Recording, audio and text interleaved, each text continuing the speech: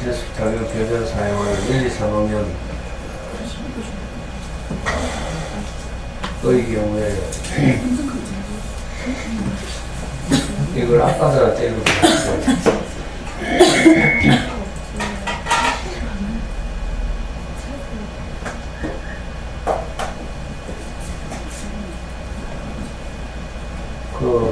우리 저하고 같이 수업을 하는 아이들한테는 말했는데 이게 5월달이 가정의 달이기도 하고 또 이 세상에서 가장 진재수 탑이 말하고 싶은 것이 뭔가 하면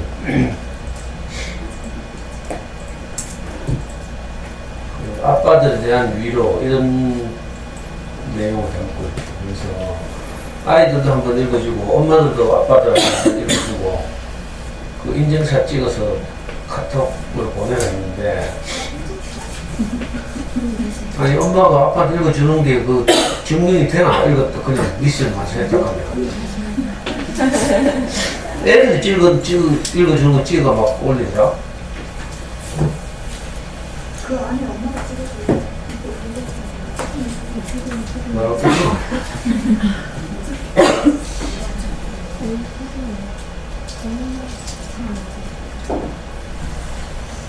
가족들을 위해서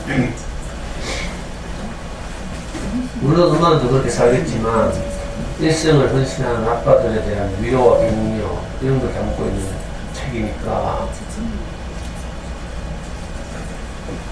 쉽지 않겠지만 한번 해보라고 제가 발령을 했습니다. 근데 캡처 우리 듣고 이 과제를 내니까 바로 나연이는 우리 엄마 우리 아빠 안 좋아하는데 그래.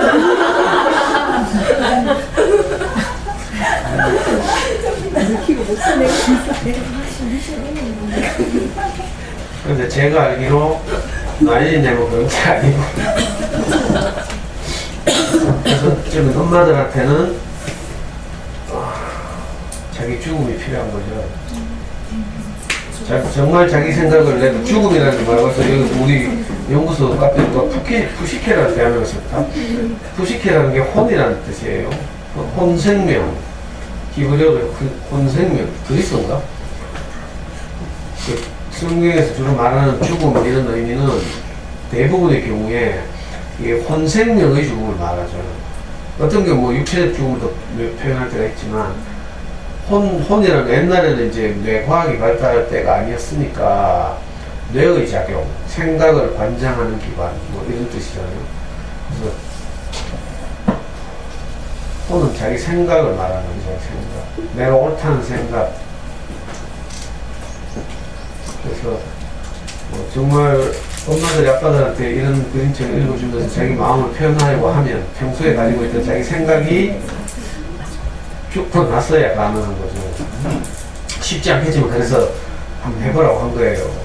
억지로라도 또 아이들이 엄마한테 이렇게 이야기하고 한 엄마가 못 이기는 채 하고 마지못해서 하다 보면 또 혹시 마음이 생길지도 모르니까.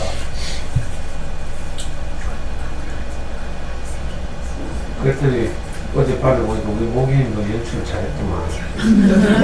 진짜네요. 자기 남편이 차 싹 붙어가지고 막. 대학생인 우리 목이님 딸도 아빠한테 읽어주고, 목이님도 남편한테 읽어주고. 그리고 진짜 진심으로 이런 때가 아니라 표현하기 어렵죠. 우리 가족을 위해서 나가서 고생하고 수고해줘서 너무 고맙다고. 당신 덕분에 우리가 이렇게 행복하게 살고 있다고 이렇게 한마디 마음을 표현하는 것이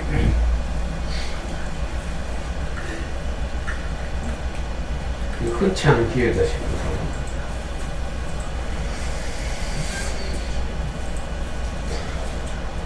그 엄마들한테 미안하지만 엄마들은 이제 우리 연구소 오시면 이제 늘 아이들 앞에서 저한테 혼도 나고 엄마는 악역이 되고 이러면서 이제 사실은 아이들을 살리는 거죠. 그래서 엄마들은 일부러 악역을 맡은 고함쟁이 엄마 이런 책을 가지고 수업을 한 거예요. 또 무슨 소식 있지? 우리 와이프가 최근에 명퇴하고 나서 심심한지 그림을 배우러 다니기 시작했어. 일주일에 한 번씩. 그래가지고 간단한 뭐 이거 캐리커처 이런 거 간단한 하여튼 뭐 스케치 이런 걸 해가지고 우리 가족 단톡방 올리는데 제가 보니까 제법 그리더라고. 그래가지고 이거 밑그림 있어서 따라하는 거가 이제 물어보니까 그거 아니래. 제법 잘 그리더라고요. 그래서 제가 갑자기 아이디어가 생각났어. 당신이 그림을 그리고 내가 글을 써서 우리 그림책 만들자. 그림책 만들고 싶은 스토리는 무궁무진한데 그림을 그릴 줄 몰라가지고. 그랬더니 우리 아들이 야, 그거 좋은 생각이다 하면서 빨리 만들어라. 근데 어느 세월에 우리 와이프가 이제 그림 실력이 일치월장해서 꿈에 그리던 그 그림책을 만들 수 있을지.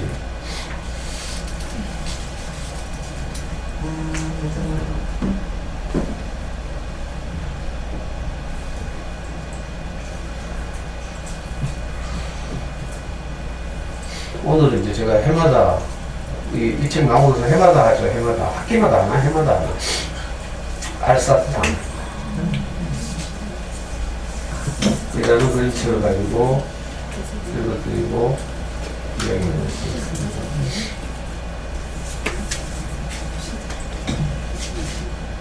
그 뭐야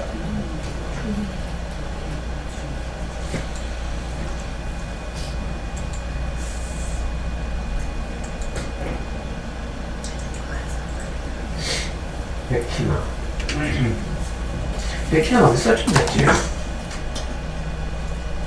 40 넘었나? 음.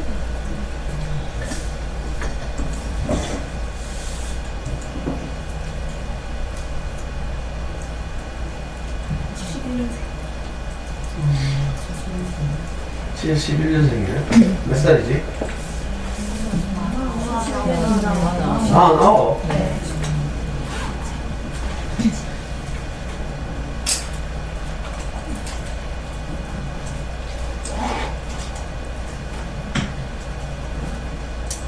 나는 개다? 이런 책이 나왔다고?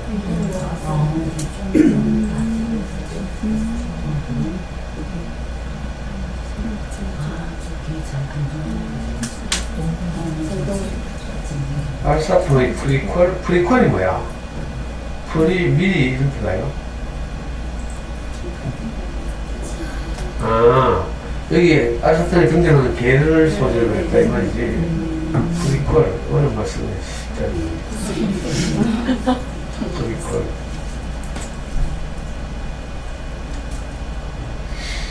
프리퀄, 원래 속편을 의미하는 시퀄에서 C를 프리를 의미하는 대체되는 것이다. 프리퀄 속편이 되면 어떤 영화의 속편?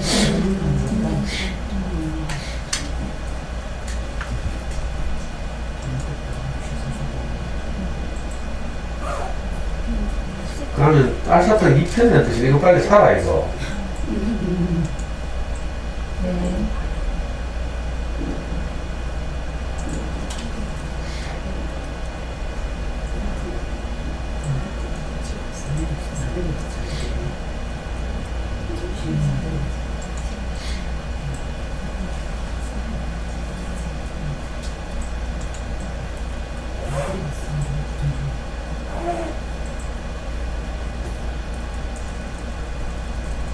이거 내장 바구니에 담기는 거 맞아? 현숙이 장바구니에 담기는 거 아니야? 아니, 선생님 같이 하세요. 내가 담을게요.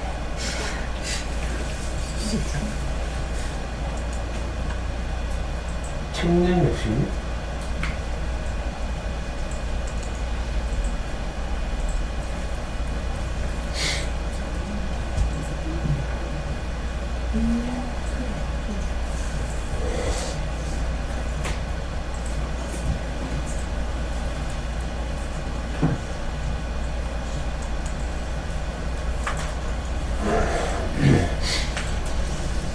유시민을 오늘 이렇게 유명하게 만든 사건이 하나 있는데요.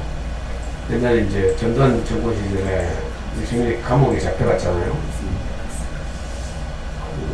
서울대 프락치 사건이라고. 유시민이 이제 박정희 정권에 저항하다가 지금 어제 뉴스 만나더라. 그때 당시에 총학생 회장이 지금 한나라당 국회의원하는 휠체어 타고 다니는 심재철이라고 있어요. 그 양반이 서울대 총학생 회장을 했고, 유시민이 서울대 대의원회 의장을 했는데, 그때 이제 5월 사건이 터진 거죠. 광주민주운동. 그 전후로 해서 이제 군부가 이걸 엮어가지고, 김대중과 운동권을 엮어가지고, 김대중 내란 음모 사건이라고 이제 엮어서 그 사건으로 이제 유시민을 감옥 갔다고, 강주에 군대 갔다고 왔죠. 그래가지고 복학해가지고 유시민이 복학생 협의 의장을 맡고 있었는데, 서울대 총학생회 사무실에 그 당시에 형사들이 사고 있고 들어오고 있다. 학생으로 위장하고 들어오고 있다. 그래가지고 이제 학생운동권 정보를 빼가고 그랬어요. 그러다가 이제 이 경찰 하나를 학생들이 찾아낸 거야.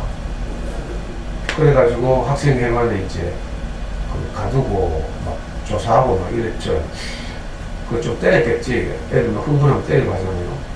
우리도 경북대에서도 막 그때 대마다가 경찰들 막 교내 진입한 애들 잡아가지고 막 고의하고 막 이랬거든.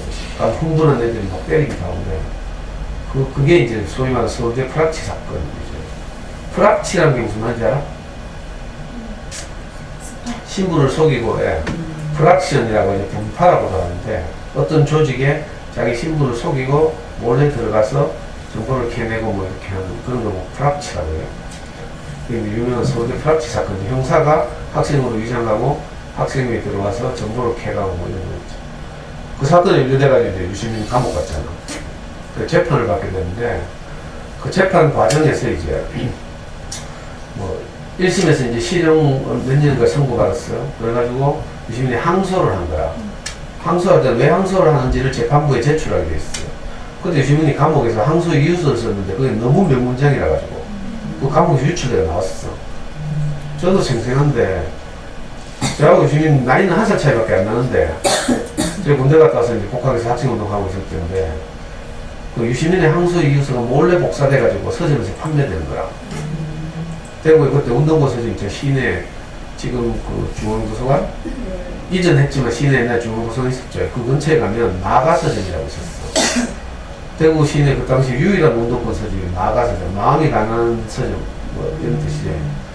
그 서점 주인이 또 우리과 선배야.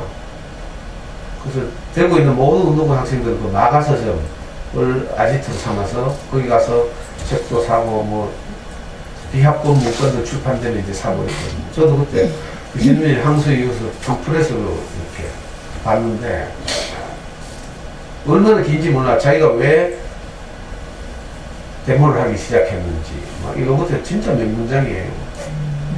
유시민은 이 항소 이후서 하나로 일약 언론에 알려져서 전국 스타가 됐죠. 그때 20몇 살이고 28이거든요. 지금은 막 대통령 후보 여론조사하면 전현직 총리 2명을 제외하면 1위라니까? 지금은 뭐 황교안이 1위, 이낙연이 2위 이렇지만 한국, 우리나라 민주주의 역사에서 총리 출신이 대통령이 되는 일이 절대 없어. 잠시 이름이 오르락내리락 하다 다 나가리 되게 됐어. 총리는 이제 공무원이잖아요. 그래서 검증이 안 됐잖아. 나중에 이제 대통령 후보가 공식적으로 되면 막 온갖 그 검증을 시작하죠. 그럼 다 나가리 되게 돼 있어. 우리나라에 지금 유명했던 분들이 그 인품이 좋고 얘가 옛날에 고건 총리라고 있었는데 이분 그렇죠. 서울대 총장 했던 정운찬 총리 그렇죠. 또 총리는 아니었지만 유엔 사무총장 반기문 그렇죠. 다 막 떠오르다가 한 방에 무너지죠. 무슨 얘기가 오는지. 그렇게 따지면 지금 가장 강력한 대통령감이 지금 유시민이라고. 차기는 이제 이 차기 말고 차차기는 내가 생각할 때 김경수가 될 가능성이 높다. 이게 내 취향이긴 하지만 나 김경수 너무 좋아하거든.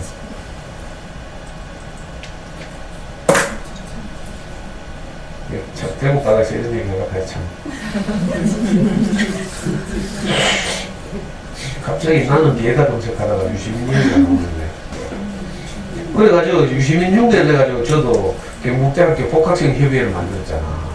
서울대에서는 복학생 협의회라고 하면 그 데모하다가 강제로 군대 끌려간 이거 보고 녹화사업이라고요. 전두환 정권이 운동권을 완전히 말살시키기 위해서 데모하던 애들 전부 원래 예정된 입대 시기와는 다르게 다 강제로 군대 보냈어요. 이걸 보고 녹화사업이라고 불렀어. 캠퍼스를 녹화한다는 거죠. 오염시키지 않고 푸르르게 한다고. 데모하는 애들 다 잡았다. 강제징집이라고 하죠. 잡아가는 거. 그래가지고 우리 동료들도 다 감옥 가고 이랬는데 서울대는 그래서 그런지 운동권 데모하다가 감옥 갔다 온 사람들이 너무 많으니까 이 사람들로 복학생 협의를 만들었어. 우리는 거기서 힌트를 얻어가지고요. 경북대는 복학생 협의를 만들었는데 87년도에 제가 초대 의장이잖아. 우리는 데모하다 감옥 갔다 온 애들 몇 없어. 그리고 걔들 모아가지고 그때 6명인가 5명인가 있었는데 걔들 모아가지고 무슨 조직을 만들려니까 너무 앙상하잖아.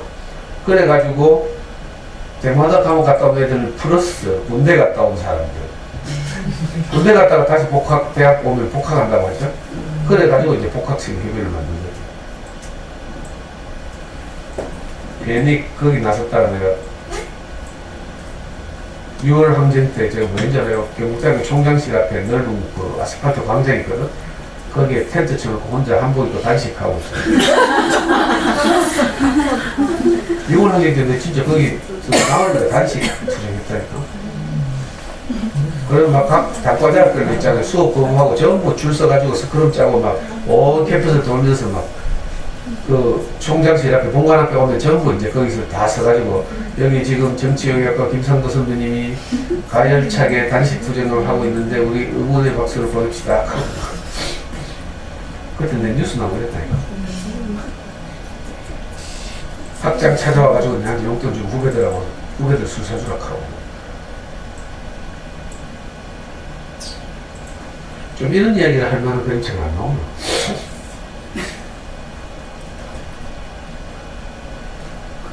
사탕으로 가자. 백희나는 뭐 제가 강의 때도 자주 말하지만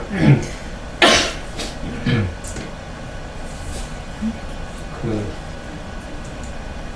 미국 그 LA인가 캘리포니아에 있는 어떤 대학에 유학 가가지고 거기서 닭종이공이라는 걸 공부했대요. 근데 이제 종이공이뿐만 아니라 그런 재능이 있나봐. 그래서 온갖 소품들을 만들죠, 전부 다. 자기 그림책 늘 말씀드리지만 이건 이 그림책에 등장하는 모든 배경들은 그림이 아니라 이 아줌마가 만든 소품을 촬영하거나 아니면 진짜 뭐 있는 걸 촬영하고 이랬겠죠. 나중에 보면 이 안사당 제일 마지막 장면 보면 어떤 아파트 입구를 촬영한 것 같아요. 이거 이거 제가 지금 가지고 있는 알사탕은 이거 특별판인데 특별판 맞지? 스페셜 에디션. 뒤에 작업 과정이 다 나와있어요. 백희나의 작업 일찍 하면서 한 10페이지 정도 있어. 2016년 4월달에 아이디어를 냈네. 쉽게 말을 건네지 못하는 아이가 있다. 가로 열고 그래서 이제 항상 혼자다. 땅만 보면 구슬치기를 한다. 구슬을 모은다. 뭐 이런 식으로 아이디어를 메모한 거예요. 그래서 뭐 이거 작업하던 이런 이게 특별판이에요. 알사탕이 나온 지 1주년인가? 여기 뭐 제일 마지막에 이 장면 그 어떤 아파트 입구죠. 뭐 잠실에 있는 5층짜리 아파트 입구 같긴 한데 그래서 이분은 그림책을 만들 때 그림을 그리지 않고 배경을 작업해서 사진을 찍고 뭐 이래서 이제 그림책이 배경으로 사용해요. 아니면 실물을 사진 찍거나 이렇게 해서 그 독특한 기법으로 이제 그 어린이책 시장에서 아주 주목을 받았고 2005년인가 그 전집출판사 한솔에서 나오는 시리즈가 한솔수국이라고 하죠. 한솔에서 나오는 아주 우수한 책이라는 의미로 그 숫자, 빼어날 숫자를 써서 한솔수국이라는 곳에서 전집을 냈는데 그 전집 중의 한 권이 알사탕, 구름빵이었어요. 근데 이게 너무 이렇게 시장의 평가가 좋아가지고 나중에 이 책만 따로 뽑았죠, 단행본으로. 그래서 이제 일약 스타덤이 올랐고, 그 구름빵이 5년 만인가 100만 부를 팔아가지고 최단시간 내에 100만 부 팔린 책이 된 거예요. 우리나라 어린이책 시장에서 100만 부 스테디셀러라고 이거 보통 일이 아니거든요. 그리고 그 이제 구름빵을 시작으로 이제 많은 그림책 작업을 했는데, 제가 자주 말씀드리지만 이거 제 주관적인 이거 오피셜이라고 하죠. 공식적인 견해를 보고 오피셜이라고 하고 전문애들이 생각을 말하면 그건 네 이제 피셜이고 익하더라. 이 아이들 언어로 제 피셜이긴 한데, 이분의 작업들을 보면 너무 이거 말씀드렸죠. 업앤다운이 심하다. 어떤 책은 너무 좋고요. 어떤 책은 너무 이상하고 진짜. 저도 아이들이 있고 해서 신간 나오면 늘 이 아줌마 책을 사다 놓는데, 대표적인 게 이상한 손님, 이상한 엄마. 나 이거 읽고 무슨 말을 하려고 하는지 모르겠어. 아직 내가 그래서 수업 못하고 있잖아, 그런 책을. 그런데, 구름빵, 장수탕 손님이. 그리고 저기 달샤베트, 이것도 안 했죠. 그리고 나온 게 알사탕. 그러니까 그 구름빵에서 알사탕은 아마 제가 이 구름빵 능가하는 대작이 될 것이다 이렇게 예측했죠. 처음 나오자마자 재작년 봄인가 나왔는데, 나오자마자 우리가 사서 수업도 하고 지금까지 제가 학기마다 이체해가지고 수업하고 있어요. 우리 어머니들께 들려드리고 싶은 말을 하기에 아주 쉬운 그런 텍스트라서.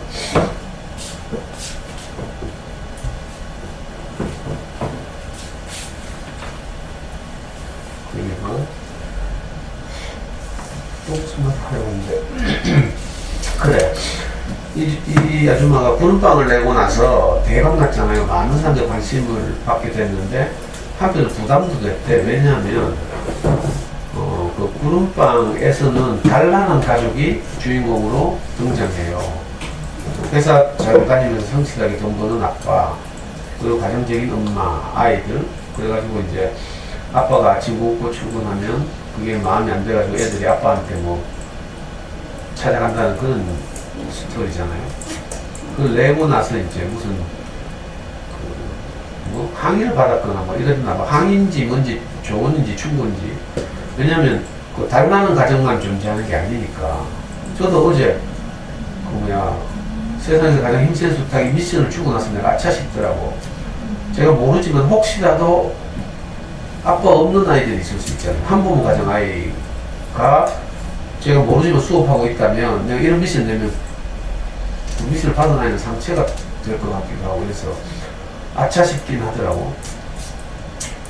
근데 한부모 가정 엄마가 여기 뭐 보내겠나 얘기를 싶기도 하고. 근데 백희나는 이제 구름빵을 내고 나서 그게 너무 부담이 돼가지고, 그 다음부터 내는 백희나의 모든 책을 보면요, 단란한 가정이 없어.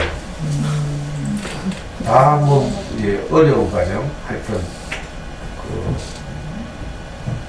일반적이지 않은 가정. 이거 뭐라 표현하면 비단란한 가정. 옛날에는 왜 우리가 의식 수준이 그 약자에 대한 존중 이런 게 부족할 때는 예를 들어서 장애인하고 구분하는 말로 정상인 이렇게 불렀어요. 이게 대표적으로 장애인을 아주 비하하는 이런 어휘죠. 장애인 정상인 이렇게 부르는데 지금 그렇게 부르지 않고 장애인 비장애인 이렇게 부르죠. 그런 것처럼 이제 달라는 가정, 그것도 좀 이상한데. 4인 가정? 이것도 이상한데. 엄마 아빠 있는 가정? 그렇지 않은 가정, 뭐 하여튼. 그래서 미션 그런 걸 내는 것도 사실 조심스럽긴 해요. 실제로 우리 연구소 오는 꼬마 중 그런 애가 있었거든.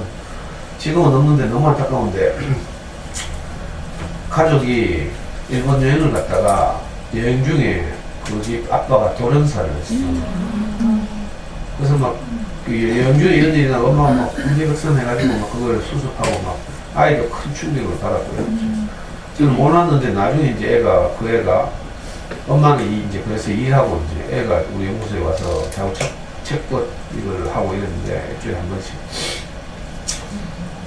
저는 몰랐어요. 애가 이제 약간 좀 이렇게 자기를 잘 표현하려면 늘 책임을 파묻히고 이렇게 잡혀서 내는 거 없고 이래서 소통이 잘 안 되고 이랬거든요. 이제 유일하게 그래도 이제 저한테 오면 이제 좀 이야기 반대로 놀리면 내가 놀리에 너무 내고 이러니까 저는 이 엄마가 이제 마음이 변해가지고 제 강의를 안 들으니까 오게 된 것도 사실은 우연히 지나가다 상담하러 왔대.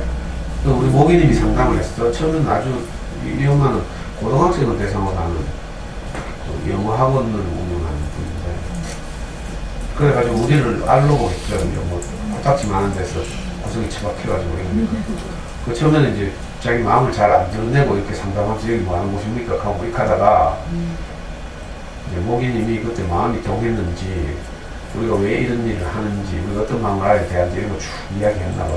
그때 이 엄마가 감동을 받아가지고 그래가지고 이제 자기 애를 여기 보내게 됐어요. 엄마는 이제 강의를 들어온 적이 없고 몇 달 보내 이런 엄마들 대부분 한 두세 달 보내보다가 자기 기대하고 안 맞으니까 다 끊거든요.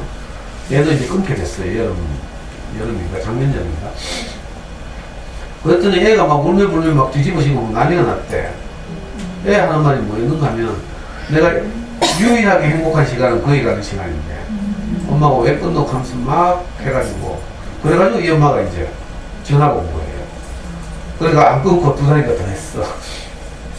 그때 뭐 전화 와서 이제 사정을 이야기하더라고. 내가 이런 얘기 하면 안 되는데 이제 실명이 특정되지 않기 때문에 내가 하는 거예요. 그때 들으니까 그 엄마가 하는 말이 그 일본 여행을 가족 여행을 갔다가 여행 중에 아빠가 이제 갑자기 불의의 사고를 당해가지고 돌아가셨대요. 그래가지고 애들이 충격을 많이 받았겠죠. 그 후로 이제 제 어릴 때하고 비슷하지. 저는 어릴 때 이제 아버지가 일찍 돌아가시고 이래가지고 성인 남자에 대한 두려움이 이제 굉장히 크거든요. 그리고 장례식 장 이런 데 못 가고 아빠 따라서 그런데 이제 아들이 아빠 수행해서 장례식장도 가보고 이러면서 그런 거 예법 같은 거 배우고 하는 것인데 저는 그런 경험이 전혀 없어요. 그래서 저는 장례식장 가는 게 너무 두려웠어요. 지금도 그렇고 절을 몇 번 해야 되는지 뭐 이런 것부터 시작해가지고 기도를 해야 되는지 향을 피워야 되는지 향은 어떻게 피우지 뭐 이런 거 있잖아요. 뭐 골치 아프니까 제사 지낼 때 뭐 저남들 뭐 술을 따라가지고 뭐 앞에서 돌리는데 왜 돌리지 뭐 오른쪽으로 돌리나 왼쪽으로 돌리나 뭐 모르는 게 너무 많아. 그래 두려웠잖아요. 이 아이가 뭐 그런 것 같아요. 그런 경험이 있어서 이제 제가 그 세상에서 가장 힘센 수학을 아이와 엄마가 각각 한 번씩 아빠에게 읽어주라고 미션을 내긴 했는데 약간 그 기억이 나서 두렵더라고. 혹시 또 그런 집아이가 있으면 이게 상처가 되지 않을까 너무 미안했어요.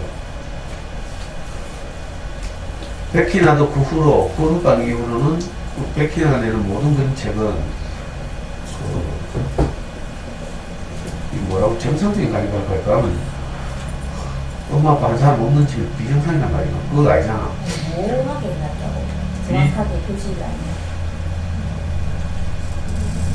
지금 내가 뭐 말하려고 하는데 네가 와서 이런 말해라. 아니 모기님이 진짜 강하면 감동적이거든요. 그림책을 그림책을 읽고 글 같은 거 쓰잖아. 그러면 진짜 감동적이야. 옛날에 대구맘 이야기 했죠. 제가 이제 연구소 세우기 전에 어린이 서점에서 강의를 쭉 해왔는데 무료 강의를 12년을 했어요. 근데 엄마들은 이제 필요가 다르잖아. 공부를 어떻게 자식이 이런 필요로 강의를 들어오는데 저는 공부 이야기하면 좀 지겹거든. 지금도 미치겠어. 매일 나가가지고 지금 학교 학부모 연수한다고 맨날 같은 학교 똑같은 이야기 하잖아요. 미친다니까 나는. 볼 것 같아. 공부 이야기 재미도 없고 행복하지도 않고. 여기서 금요일 강의하듯이 하면 정말 말하는 나도 행복하거든요. 근데 맨날 했던 공부 이야기 또 하려고 하면 막 미치는데. 서점에서 이제 12년째 강의를 하면서 공부 이야기 내가 안 한 거야. 수학 공부법 이야기 할 때는요, 고모동에서 막 엄마들 얼마나 오는지 막. 그래서 그 조그만 어린 서점 미어 터지려고 하고 80명씩 앉아가지고 있잖아요. 목욕탕 의자 갖고 오고 땅바닥 신문지 깔고 앉고 막 출입문이 안 열리고 이랬어. 한때 잘 나갔어, 나도. 그때가 우리가 고등학교 때 수학 공부법 이야기 할 때야. 근데 이제 내가 재미없어가지고 수학 공부법 이야기도 안 하고 잠수는 영어 이야기도 안 하고 이러니까 엄마들이 슬슬 줄어든 거죠. 요즘하고 비슷해. 오늘 학기 초에 엄마는 막 오거든? 막 댓글도 많이 달죠? 강의 좀 듣다 보면 점점 이제 알아서 정리가 돼. 그리고 복잡할 거 걱정할 필요가 하나도 없어. 그러니까 점점 줄어든다? 그때도 그랬어요. 무슨 얘기 하나 하다가 지금. 모기는 그렇게 안 써. 그래. 그래가지고 점점 줄어드는 거야. 그래가지고 이제 강의 들어올 사람이 없어. 새학기에 이제 강의 공고를 하는데 또, 근데 책방 주인 아줌마가 손님을 끌어모으는 걸 잘 못해. 그래서 그때서 막, 마지막 때는 이제 그 서점이 이제, 그, 뭐지? 경제구조? 이게 안 좋고요. 도매상에서 어린이책을 계속 공부받는데 그 결제를 못해가지고 이제 경영하기도 어렵게 됐고, 별로 희망도 없고 이래가지고 막 서점 선생님도 대충 운영하고 막 이럴 때야. 엄마들이 강의를 들어봐야 되는데 안 오잖아? 그때 위기가 있었어요, 진짜로.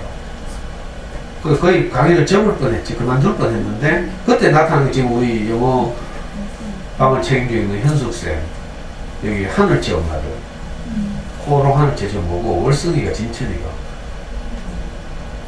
월성 코롱 하늘채 엄마들이 몇 명이? 4명, 5명이 지금 수민이 엄마, 우리 보세요.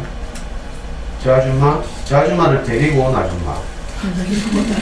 또, 저 아줌마를 따라온 아줌마 몇 명. 이래가 5명인가 왔다니까. 그래가지고 그 학기 명맥을 잇게 됐어요, 강의를. 그래가지고 근데 그때, 저하고 같이 강의를 듣다가 이제 좀 더 알고 싶어서 저하고 같이 성경 공부를 하는 팀이 있었는데 엄마들한테 내가 부탁을 했지. 각자 사용하는 인터넷 커뮤니티에 가서 이게 좀 삭제 안 당하게 적당한 수준에서 이 어린이성 강의를 알리라고 내가 딱 이야기했어. 근데 다른 엄마들은 다 개무시를 했어. 근데 목인이만 그때 글을 써가지고 진짜로 그 진짜 택도 아니게 대구맘이라는 카페 가가지고 대구맘 카페 알아요? 네. 도시마다 다 뭐 구미만큼 다 있지. 거기는 특정한 정체성 있는 카페가 아니고 그냥 정보 주고받고 뭐 또 어떤 사람들 이삿짐센터 광고하고 뭐 이런 진짜 황당한 카페거든. 조회수도 별로 없고 서로 지 궁금한 거나 묻고 뭐 시도 욕하는 하소연 익명 게시판에서 하고 뭐 이런 카페예요. 그거 진짜 애매모호한 황량한 카페에 목인님이 가가지고 거기 무슨 초등 게시판인가 무슨 게시판에다가 그 자기 이야기를 쓰기 시작했죠. 무려 1년 동안. 한 달에 한 편 정도. 얼마나 감동적인지 난리가 났다니까. 아니, 그 진짜로 난리가 나서 목인 나는 뭔가 싶어 궁금해가지고 내가 대구만 여자들만 들어가잖아. 내 아이디가 없어가지고 목인만 들어가 보니까 막 쪽지가 1000몇 통화 있더라. 그리고 댓글 달고 있잖아요. 조회수가 1000을 넘고 막 거기서 뭐 정보 주고 갖고 이러면 30회 뭐 많아봐야 200회 이런데 목인수 그 1400회 막 이러 올라가고 난리가 났다니까. 그리고 목인이 만났던 그 멘토 나도 좀 만나면 안 되나 하고 상담을 못 몰려오고 진짜. 그래서 지금도 내 생각나네. 저 그때 맨날 주말마다 축구할 때잖아. 무릎 다치기 전에 축구하러 가는데 어떤 아줌마가 토요일에 상담하자고 목인 집 온다는 거야. 근데 축구할 때 입는 그 팬티 있잖아요. 바지. 그거 입고 막 나는 축구하면 막 가슴이 뛰기 때문에 제정신이 아니야. 여러분도 그런 경험 있나 모르겠네. 난 축구샷 있다 하면 막 가슴이 설레가지고 있잖아. 아무것도 손에 안 잡혀. 그래서 빨리 축구하러 가야 되는데 막 상담한다고 있잖아. 막 허벅지 다 드러내고 막 여기가 처음 보는 아줌마 만나. 누구지 찍었던 게? 그런데도 그 아줌마들이 진짜 좋아하더라. 근데 상담한 아줌마들 중에 지금 4명인가는 평생 우리하고 함께 사는 가족이 됐어요. 심지어 제가 다니는 교회 나오는 아줌마도 있고, 우리 연구소 보내는 아줌마도 있고. 목이님이 진짜 감동적으로 그 스토리가 있는 여자잖아. 자기 인생 스토리가 있어야 돼. 그러면 그림책 읽어도 그 소감을 자기 인생과 결부시켜서 이렇게. 진짜 잘 쓰더라. 그때 지금도 생각난다. 선인장 호텔, 읽고 쓴 소감, 뭐, 이런 거. 또, 뭐지? 오른발, 왼발. 읽고 쓴 소감, 뭐, 이거 전설적이다, 이거. 그래서 내가 평소에 늘 이렇게, 네가 강의 좀 해봐라, 하면서. 근데 목이님 결정적 그게 뭔가 하면 목님이 대학을 안 다녔잖아. 그래 자신감이 없는 거야. 남 앞에 나서고 이러려고 하면 뭐 학벌도 좀 있고 뭐 이래야 되지 뭐. 자존감이 맞아. 그래가지고 늘 저 은둔의 여인으로 대일에 쌓여가지고 제 뒤에서 항상 저를 배우 조종하면서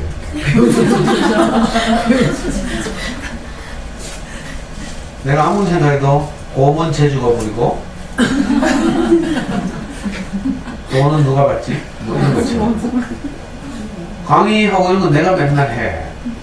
울어가면서 막 시원하면서 근데 사람들이 좋아하는 건 목이님을 좋아한다.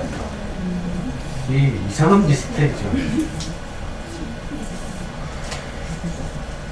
언제 기회가 되면 목이님이 하는 강의를 듣거나 아니면 목이님하고 엄마들이 모임하면 참 좋겠다는 생각을 했어요. 방금 한마디 하길래 내가 한 소리야. 자, 일단 알사탕 읽어봅시다. 그래서 베키나는 그 후로 가족 관계를 잘 드러내지 않기도 하고 알사탕 같은 곳에는 드러내고 있죠. 아빠하고 아들이 단둘이 사는 가정을 다루고 있어요. 그러니까 애매모호하게 처리했다는 모기님의 말은 사실과 다르다. 알사탕.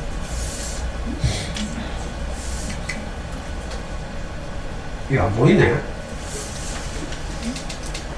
안 보이죠? 보이나? 사진이 왜 이랬지? 내가 사진을 잘못 찍은 건가? 이게 아닌데. 한 장이 없다? 아, 있네. 알사탕 제목 밑에 한 줄 있죠? 나는 혼자 논다. 그리고 왼쪽에 보면 이제 구슬치기 하는 삼각 이거 있죠? 우리 어릴 때 하는 전통적인 구슬치기인데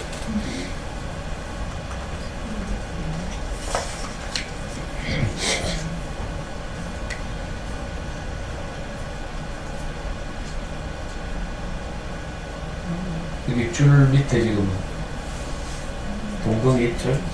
혼자 노는 것도 나쁘지 않다. 친구들은 구슬치기가 얼마나 재밌는지 모른다.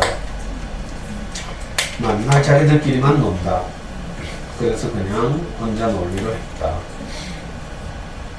아싸들이 항상 이렇게 말해줘요.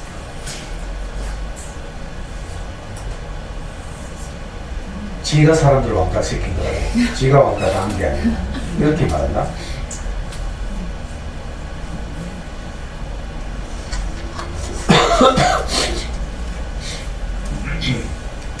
새 구슬이 필요하다. 여기 동동이 끌고 지금 구슬사를 가네. 나 동동이 끌고 가는 거 처음 봤다. 저는 구슬사를 간다는데 주목해가지고 동동이를 끌고 간다는 거 못 봤거든. 오늘 아까 나는 개다 그 동동이 얘기다 보니 제가 따로 놨다는 거 알고 나서 보니까 이제 개 눈이 가네.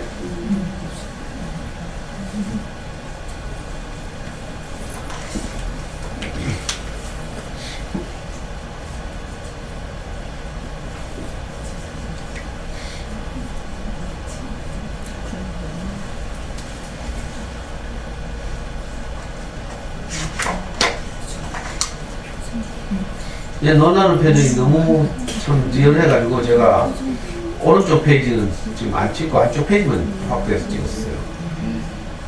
사실 오른쪽 페이지가 먼저인데 이거 이건 못 보던 구슬이다. 그건 알사탕이야. 아주 달지. 어쩐지 크기도 모양도 색깔도 가지가지더라니. 동동이는 지금 구슬이 필요해서 문방구에 구슬을 사러 갔어요. 근데 이 책에서 크게 주목받지 못하는 이 문방구 할아버지가 동동이의 필요는 구슬인데 동동이에게 뭘 줘요? 알사탕을 보내는 거예요. 저는 오늘은 여기에 주목했어요. 작년 강의나 이럴 때는 내가 이 할아버지에게 주목하지 않았는데 지난주에 제가 읽어드렸던 약속이라는 그림책에서도 그 소매치기 하는 꼬마가 그 금은 뭐 보석이나 이 돈이 필요해서 사람들의 그 안주머니에서 소매치기를 하잖아요. 자기 필요를 찾고 있는 거죠. 그런데 어떤 할머니인가? 할머니의 그 두둑한 가방을 날치게 하려고 했잖아요. 기억나요? 근데 그 두둑한 가방 안에는 이 꼬마가 필요로 하는 돈이나 보석이 들어있지 않았어요. 도토리 씨앗만 가득 들어있었죠. 도토리만. 자, 같은 맥락에서 오늘 이 문광구 할아버지도 동동이는 구슬을 필요로 하는데 구슬이 아니라 전형중한 알사탕을 권하고 팔고 있죠. 우리는 다 내 생각에 필요한 것들을 쫓고 있어요. 근데 사실은 나도 내가 뭐가 필요한지 몰라. 이게 사람이 사는 거죠. 인생을 살다 보면 나는 이게 필요한 것 같아. 근데 사실 그게 아니에요. 더 진짜 근원적으로 내가 필요한 것이 있는데 그게 뭔지를 몰라서 나는 현상적으로 지금 내가 필요로 하는 것들만 찾고 있는 거죠. 저는 어린 시절에 학교를 못 다녔잖아요. 그래서 늘 어떤 생각이 있는가 하면 이제 우리 형이 이제 혼자 검정고시 해가지고 우리 형이 혼자 고등학교를 갔어. 그러면서 이제 엄마가 혼자 삼형제를 키워야 하니까 형이 고등학교 가는 순간 저는 더더군다나 이제 고등학교 가능성이 더 제로가 되는 거죠. 안 그래도 가능성이 없지만 진짜 저도 고등학교 가고 싶었어요. 실제로 연합고사 쳤다니까. 검정고시라고 연합고사 쳤는데 그때 내가 대구 공고에 합격을 했거든. 그 당시 대구 공고, 대구 상고는 인문계보다 컷이 훨씬 높았어요. 그래서 대구 상고는 대구 공고를 내고 떨어지면 이제 인문계 배정 추첨을 받는 거라. 근데 나는 공부를 너무 잘해가지고 대공고에 들어도 됐어. 되면 못 가는 거지 이제. 뭐 하여튼 그랬어요. 그런데 우리 형이 이제 고등학교 갔어. 우리 형이 국어 시간에 보통 고등학교 1학년 국어 시간에 처음 들은 국어 선생님이 대부분 하는 말이 이제 애들 책을 읽었는데 책 잘 안 읽고 시간이 없으니까 신문 구독하라고 보내요. 신문 사설 같은 거 읽으라고 막 보내죠. 그래서 우리 형도 그때 그 국어 선생님 말을 듣고 우리 집에 진짜 우리 집은 다 찌그러져가지고 없는 집안인데 신문 구독을 하기 시작했어. 신문을 읽을 사람도 없어. 보통 신문은 아빠들이 읽잖아요. 신문을 읽을 사람도 없는데 신문을 조선일보로 구독했어. 근데 캡처에 그 신문을 읽다가 제가 한자를 다 깨쳤다고. 제가 할 일 없으니까 공연 다니고 남는 시간에 이제 계속 조선일보를 봤거든. 전 1면부터 끝까지 다 봤어. 그럼 막 한자가 병기될 때니까 한자가 막 출몰하지가 모르잖아. 안 읽히죠. 근데 이제 찾고 있다 보면 문맥에 맞춰서 뭐 이제 찍는 거라, 한자를. 그렇게 하다 보면 이제 점점 진실에 가깝게 읽혀져. 그래서 제가 웬만한 한자 못 읽는 한자가 없어요. 근데 거꾸로 쓸 수 있는 한자도 없어. 저는 우리 아들 이름도 솔직히 말하면 명자까지는 쓸 수 있어, 한자로. 근데 혁자는 못 써요. 써본 적이 없어요. 그래가지고 우리 출생신고 하러 갔을 때 진짜 진짜 쪽팔렸잖아. 애 이름 한자로 써서 출생신고를 해야 되는데 내가 한자 쓸 줄 몰라요. 우리 와이프 이름은 말할 것도 없고 우리 와이프 이름은 박자밖에 못 써. 나머지 둘째 내가 한자를 못 써. 슬프죠. 근데 하여튼 그 조선일보 덕분에 오늘날 제가 많이 이렇게 도움을 받았죠. 막 신문을 계속 읽어가지고. 근데 그때 조선일보 있다가 내가 이제 항상 기대했던 것이 뭔가 하면 조선일보 사회면에 보면 가끔 평생을 김밥 팔아가지고 분식집을 해가지고 뭐 매덕을 모은 할머니가 대학 도서관에 기부를 했다 이런 기사들이 가끔 나. 그리고 어떤 재단이 뭐 어떤 사람들에게 장학금을 지급했다 뭐 이런 기사가 났거든요. 그때 내게 이제 생긴 필요가 뭐 있는가 하면 혹시나 나에게도 독지가가 나타나서 김군 자네는 공부를 하면 잘할 텐데 기회가 없고 집에 가면서 공부를 못하는구나 하면서 내가 밀어줄 테니까 한번 공부해봐 이렇게 말하는 상상을 저는 항상 했어요. 어릴 때 10대 때 이 공상이죠. 공상. 일어나지 않을 공상. 저는 그래서 내 인생에 독지가가 나타나기를 항상 기대했다니까. 그 독지가가 나타나서 내게 공부할 기회를 주면 내 인생이 풀릴 것 같아서 그게 그 당시 내 필요였죠. 나중에 지나고 나서 생각하니까 내가 진짜 필요로 했던 것은 그 내한테 공부할 기회를 주는 독지가가 아니었어요. 그걸로 상징된 무엇인가 내 인생을 행복하게 할 누군가를 내가 기다리고 있었던 거죠. 여러분들이 아가씨 시절에 항상 모든 남자를 의식해서 다 이쁘게 하고 다니죠. 그래서 그 중에 혹시 백마탄 왕자가 나타날까 싶어가지고 이 백마탄 왕자 이 사상이라고 하죠. 이거 이제 이스라엘로 비유하자면 이스라엘은 지정학적으로 유럽과 아프리카와 아시아의 그 삼각 요충지대 지중해 오른쪽 해안가의 조그만 나라예요. 이스라엘이라는 나라가. 지금 팔레스타인 지방이라고 부르죠. 그래서 이스라엘은 항상 강대국의 침략을 받았어. 우리나라가 항상 중국 대륙이 어떤 민족이 통일하면, 그죠? 그 주변 나라들이 다 점령당하잖아. 그래서 몽고가 중국을 장악해서 원나라가 세워지고, 또 거란이 장악해서 청나라가 세워지고, 이런 식으로. 한족이 장악하면 송나라가 세워지고, 이런 식이잖아요. 그러면 늘 우리나라에 이거 사절단 보내죠? 돈 뺏어가라고? 그럼 사신들이 와서 조공받아가고, 우리나라도 지방 왕을 세우려면 중국에 가서 허락을 받고 이렇게 하잖아. 그런 거하고 비슷하게 이스라엘도 항상 주변 강대국들의 식민지가 되고, 이런 게 이스라엘의 역사예요. 고대는 이제 바벨로니아, 고대 바벨론이라고 하죠. 지금은 이라크 북부지방인데, 바벨론이 이제 그 당시에 중동지방에서 제일 최강국일 때, 바벨론의 점령을 받아. 또, 그 다음에 이제 바벨론을 물리치고 페르시아가, 지금 페르시아는 이란 지방이에요. 페르시아가 패권을 장악하면 또 페르시아의 노예가 되죠. 이런 식이에요. 나중에는 이집트가 강성해지면 이집트의 영향을 받죠. 또 그리스 로마 제국이 등장해서는 예수시대의 로마의 식민지였어요. 이스라엘은. 이런 식으로. 또 아시리아가 등장하면 아시리아의 식민지가 되고 항상 이랬어요. 그러니까 이스라엘 사람들의 역사 속에 자기들 소원은 뭔가 하면, 제발 우리나라에, 옛날 우리나라 제일 나갈 때, 그때 언제는 다이강 때입니다. 우리나라로 말하면 고구려 광개토 대왕도 광개토 의 아들 장수왕 시대 때 고구려가 영토가 제일 넓었다고 하잖아. 이스라엘은 다이강과 그 다이강의 아들 솔로몬 시대가 가장 잘 나가던 시대였어요.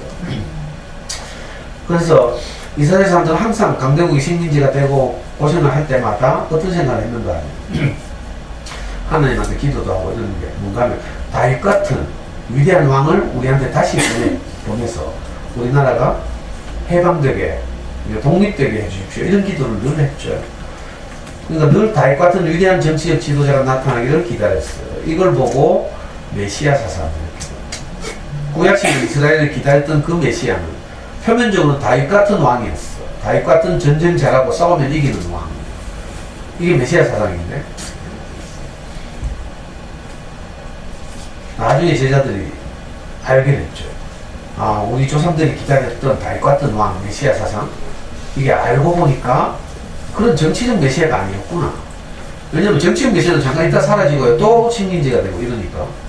그게 아니라 우리 인생을 흔들리지 않는 행복으로 이끌어갈 어떤 누구를 기다리더라. 이 메시아 사상을 그리스로 번역하니까 전혀 다른 말이에요. 그리스도라는 말이 되죠. 그리고 제자들은 그 예수라는 청년을 만나서 따라다니면서 살다 보니까 자기들 인생이 너무 행복해지더라고요. 아무 희망 없이 바다에 그물을 던져서 고기나 잡던 어부, 내일이 없는 사람들이죠. 언제 바다에서 풍랑을 만나 죽을지 모르는 이런 희망 없는 사람들이 예수를 만나서 막 따라다니다 보니까 자기들 인생이 너무 행복했어. 무슨 말인가 하면요, 이스라엘의 조상들은 위대한 왕을 기다렸어. 근데 예수의 제자들은 같은 유태인들이지만 알고 보니까 그 정치적인 지도자를 기다린 게 아니라 내 인생을 진짜 행복하게 할 그 무엇을 기다렸죠. 오늘 난 이 할아버지 보니까 갑자기 내 생각이 나네. 저도 그 독지가 이런 거 있잖아요. 내 형편을 좀 풀리게 해줄 이런 독지가를 기다렸어. 그리고 내가 정치는 못 차리고 막 노름해가지고 노름빛이 많고 막 이럴 때는 누가 나타나서 막 내 노름빛을 한 방에 갚아주고 정신 차려서 다시 한번 살아보게 뭐 이렇게 말하는 그 누군가를 기다리는 거죠. 인생이 우리가 꼬일 때마다 뭘 기다리잖아요. 근데 신기하게도 저는 내가 기다리던 건 주지 않고 전혀 내가 원치 않던 것을 주는 문방구 할아버지를 만났다니까. 너무 신기해. 나는 당장 우리 와이프가 돌아오고 내가 좀 안정된 직업을 가져서 우리 와이프한테 다시는 버림받지 않고 좀 안정된 결혼생활 하는 이런 이제 꿈을 꾸고 기대를 가졌을 거 아니에요. 근데 내가 이제 제 스승을 만나서 그때 했죠. 우리 스승이 내한테 한 달에 50만원씩 줘서 고시원에 내가 갔다 했잖아요. 나는 그 10대 때 기다리던 꿈에 그리던 내게 공부할 기회를 주는 독지가를 34살에 만난 거지. 34살 내가 한 달에 50만원씩 받아서 고시원에 공부하러 갔잖아. 근데 가보니까 공부할 기회가 주어졌는데 내 인생이 풀리질 않더라고. 공부할 습관이 안 돼 있는데 책상에 고시원에 계속 앉아있어 봐요.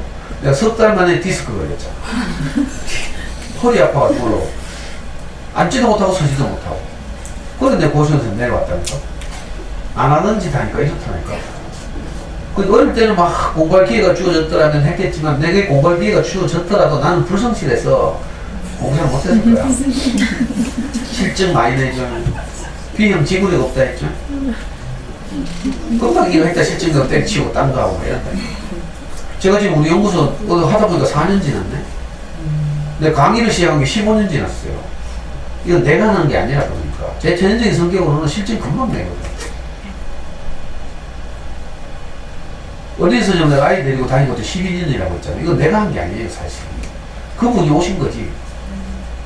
여러분들 말하면 신내린 거지. 뭐 지림신이 내렸든지 뭐 하여튼 뭐 옹신이 내렸든지 신이 내려서 내가 보이지 않는 힘이 이끌려서 그렇게 산 것이지 내 의지로는 난 그렇게 지구력 있게 꾸준하게 오래 못해요. 더군다나 이거 엄마들한테 강의하는 거 이거 있잖아. 누가 돈을 주나 밥을 주나 뭐 오히려 강의 듣는 아줌마들이 뒤에서 막 내 욕하고 지랄하고 진짜 이런 말 많이 듣거든. 어떤 사람들은 또 저기 전도하다 가재하고 막. 근데 다 알아. 그리고 네이버 검색 다 해본다? 저기 뭐 지금 스승 이야기를 늘 하는데 뭐 이상한 교회 맞지? 하면서 막 검색해보고 다 해. 난 깜짝깜짝 놀라잖아. 가끔씩 유튜브를 통해서 제가 강의는 어떤 엄마들이 내 몰래 우리 목사님 말씀 막 듣고 있더라. 우리 교회 홈페이지 들어가가지고 나중에 이제 말하대. 목사님 말씀이 너무 좋아요. 이렇게 해서 안 되죠. 저는 이제 뭐야 자존감이 너무 낮잖아요. 그래서 남의 평가 이런 데 굉장히 예민하고 그렇거든요. 그래서 천연적인 제 기질로는 이런 강의 못해 사실. 이렇게 오랫동안 꾸준히 할 수가 없어요. 제가 지금 생각해도 그래요. 근데 보이지 않는 힘이 저를 지금까지 이렇게 살게 한 거죠. 그러니까 전적인 제 능력으로 뭐 제 의지로 한 게 전혀 아니에요. 그래서 이 강의가 언제 없어질지도 몰라. 내 의지나 내 능력으로 하는 것 같으면 이게 분명하잖아요. 시작과 끝이 내 의지로 하는 거니까. 내 의지로 하는 게 아니라서 언제 이 끝날지 나도 몰라. 더 늙어서 엄마들이 이제 들을 게 없다고 생각해서 아무도 안 오면 그만두게 될지, 아니면 내 뭐 하나님 은혜를 베푸셔서 엄마들 마음에 진짜 도움이 되는 말을 많이 해서 내가 죽을 때까지 이 강의를 계속 하는 거지. 이건 나도 모른다. 근데 하여튼 신기한 게 여러분한테 꼭 하고 싶은 말이 있어요. 자, 여러분들도 제 강의를 들으면서 처음에 학교 강의 듣거나 뭐 유튜브에서 들으면서 애 잘 키우고 싶어서 공부 잘 시키고 싶어서 강의를 듣기 시작하거든. 잠수 영어를 어떻게 할지 뭐 이런 거 몰라가지고 우리 카페 보니까 어제 누가 댓글 달았더라. 강의를 들은 지 한 달 됐나봐. 가입한 게 3월 초인가 4월 초인가 이러니까 연구소에 DVD 복사하러 가려고 하는데요. 언제 가면 될까요? 하면서 그러니 왔다니까. 우리가 다 이렇게 내 필요 때문에 이제 연구소 홈페이지 찾는 거죠. 목님 댓글 좀 달아라. 네. 언제 오락하든지 뭐 USB 들고 오락하든지 외장하든 들고 오락하든지 뭐라 해야 될까 이거. 저도 내 필요 때문에 우리 목사님 만났거든. 내 필요는 뭐예요? 우리 와이프가 더 이상 나를 버리지 않고 아이를 버리지 않고 온전하게 사는 것, 이거였어요. 그게 내 필요였죠. 그리고 가능하면 제가 좀 인간돼가지고 안정되게 가족 생활을 하는 것, 이게 내 필요였어요. 그리고 우리 목사님은 진짜 우리 아빠한테 내가 상도에 아버지가 될 테니까 한 번만 더 기회를 줘봐 이렇게 말했대. 근데 그 후로 시간이 흘렀는데 우리 목사님이 상도한테 아버지가 됐냐, 아버지가 할 수 있는 뭐 일반적인 일을 우리 목사님 내한테 한 거 별로 없어. 고시원에 갈 때 50만 원 준 거 6번인가 하고 끝이야. 내가 그건 분명히 말해도 난 이거 안 갚는다고 말했어 그때 목사님한테. 형편도 안 되고 그때 빚도 있고 이래가지고 못 갚습니다 하고 지금까지 안 갚고 있어요. 그리고 우리 목사님은 저한테 그 외에 뭐 특별히 아버지 역할을 한 게 없어. 가끔씩 뭐 몇 년에 한 번씩 전화해가지고 막 내 동생 죽었을 때 전화해가지고 내 동생 죽은 날 전화 와가지고 한마디 하시대. 너무 슬퍼하지는 말아라 하면서.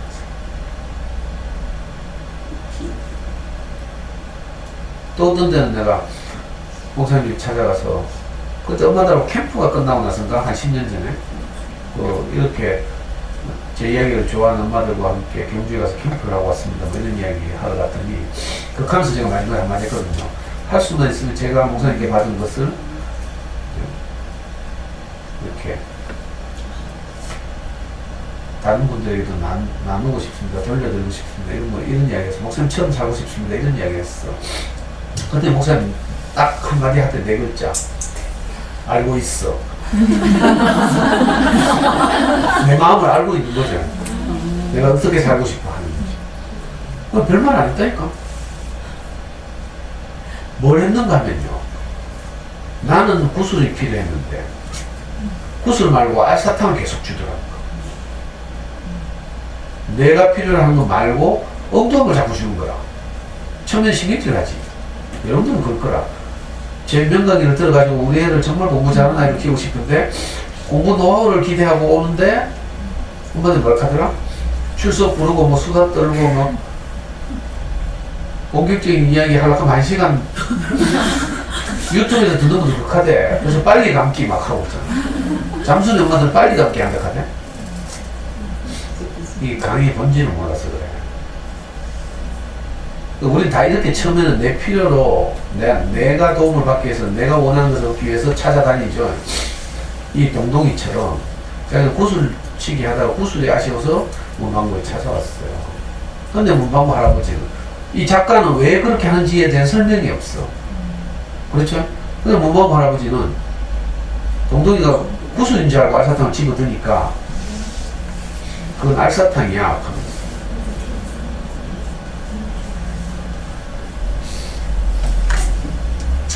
그 다음 한번 얘기해봅시다. 도대체 내가 필요로 하는 구슬 말고 문방구 할아버지가 말하는 알사탕은 어떤 것인지. 이거 못 보던 구슬이다.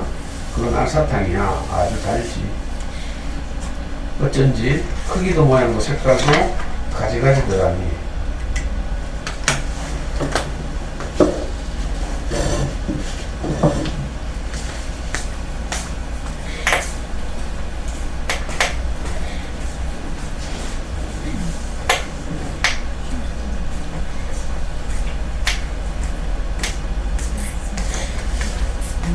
내가 몇 년째 이야기하거든. 강의할 때 도와주는 엄마들한테 휴지 좀 갖다 놓으라고.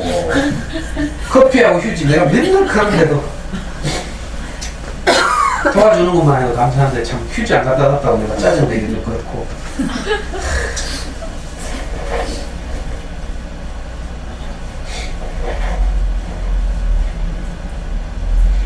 뭐부터 먹어볼까? 이건 어디서 많이 보던 분이다.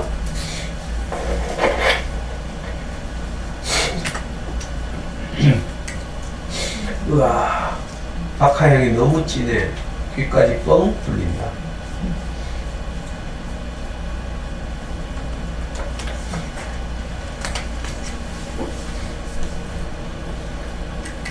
갑자기 거실에서 이상한 소리가 들리기 시작했다. 꼴깍 침을 삼켰다. 그러자 소리가 더 또렷이 들렸다. 동동아 여기야 여기.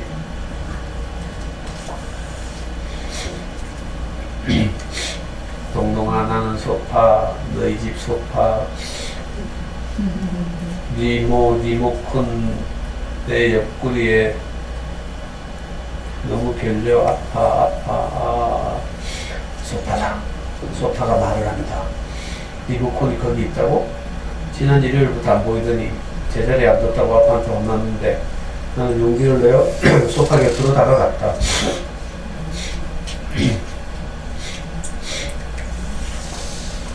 그래 마지막으로 할 말이 너희 아빠 보고 방귀 좀 그만.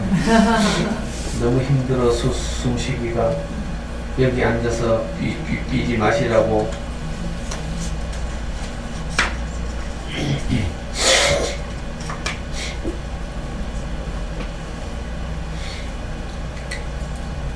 볼까? 입안의 사탕이 녹아 사라지자 목소리도 사라졌다. 이거 정말 이상한 사탕이다. 그렇다면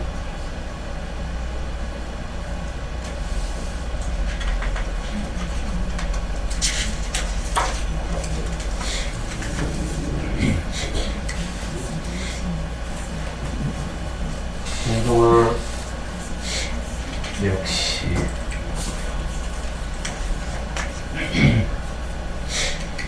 네가 전부터 오해하는 게 하나 있는데 말이지. 난 네가 싫은 게 아니야. 그럼 왜 자꾸 도망가? 알았어. 나랑 노는 게 지겹다 이거지.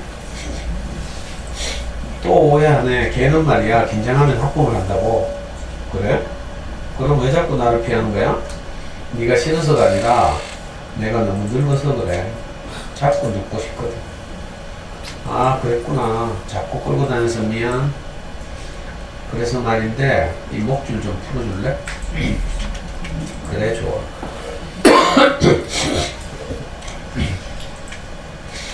구슬이와 함께 산지 8년이나 지났지만 8년이나 되었지만 이야기를 나눈 건 오늘이 처음이었다. 우린 오후 내내 함께 놀았다.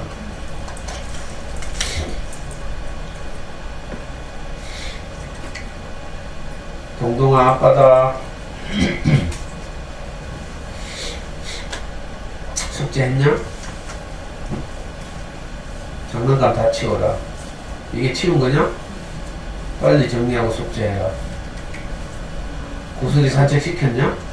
똥은 잘 치웠냐? 산책할 때 비닐봉지 챙겨서 나갔냐? 손은 닦았냐? 제대로 돌보지 않을 거면 개 키울 자격도 없다. 글씨가 이게 뭐냐? 창피하다. 자전거 시간 차렸냐? 이름은 써놓았냐? 리모컨은 똑바로 앉아라. 밥도 흘리지 마라. 밥 먹다 화장실 가지 마라. 문 꼭 닫아라. 등 펴고 의자 단계 앉아라. 나물도 먹어라. 꼭꼭 씹어라. 입 다물고. 알림장 제대로 적어왔냐? 물은 밥 다 먹고 마셔라. 밥 다 먹고 말해라. 가정통신문서 식탁에 놓아둬라. 급식은 골고루 먹어야 한다. 손톱 깨물지 마라. 구슬이 밥 줬냐? 물도 줘라. 소리 내지 말고 살살 다녀라. 물도 꺼내놔라. 물은 왜 남겼냐? 어제 먹이도 안 하고 잤지. 오늘은 꼭 씻고 자라. 팬티도 갈아입고 바지 뒤집어 놓지 마라.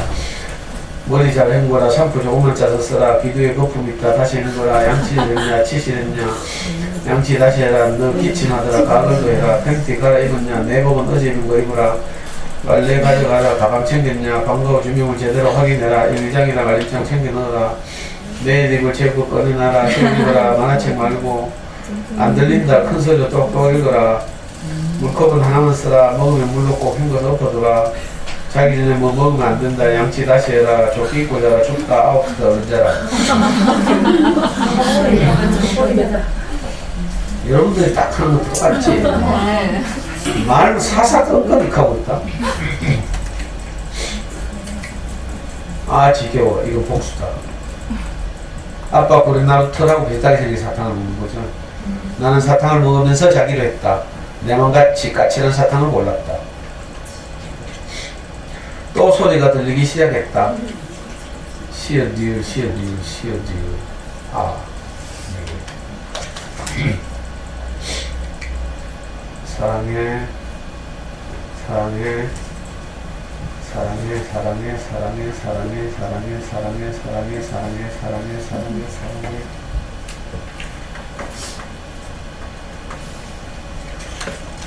아빠가 하는 모든 말이 사랑해라는 말로 번역돼서 들리기 시작합니다.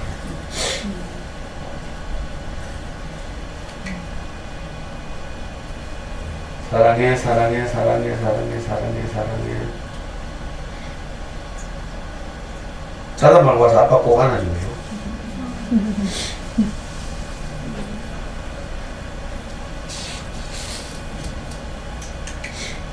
사탕이 몇 개 남지 않았다.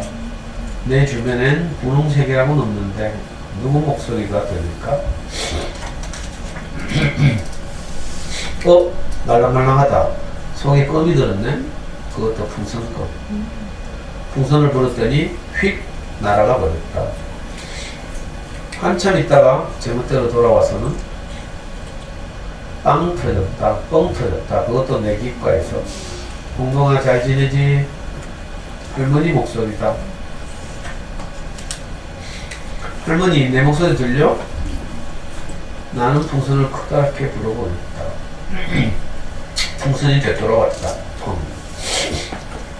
아주 잘 들려. 할머니는 재밌게 잘 지내고 있어. 여학교에서 친구들을 모두 만났거든. 옛날처럼 막 뛰어다니면서 논단다. 공동이도 친구들이랑 많이 뛰어놀아라.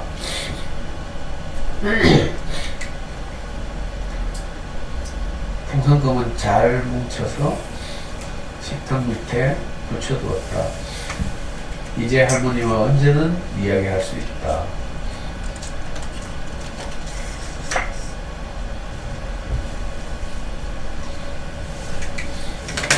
이 사탕은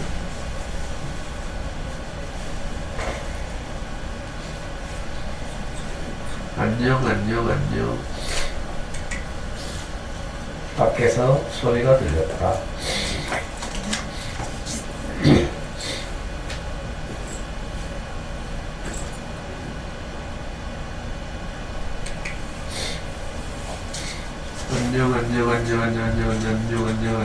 안녕. 저 멀리 희뿌옇게 실루엣 보여요? 사람의 실루엣 보여요?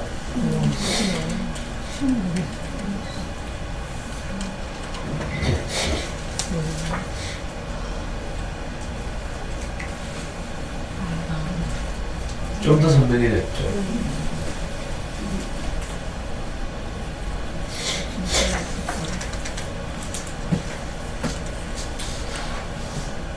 제가 강의 때 가끔 말씀드리잖아요. 우리는 행복에 대해서 전혀 모르는 거죠. 저는 그래도 대학도 다니고 내가 서점도 했다 했죠. 제가 대학교 4학년 때 이런 얘기 했나? 지금은 더불어민주당 대표로 있는 이해찬이 서울대 앞에 신림동에 서점을 했어. 젊을 때. 운동권 책을 파는 서점. 그 서점 이름이 그날이 오면. 유명한 서점이에요. 그래가지고 또 우리 서울대 흉내를 내야 되잖아. 그래서 경북대학교 대학교 4학년 때 서점을 냈잖아. 우리는 돈은 후배가 농협에서 대출받았어요.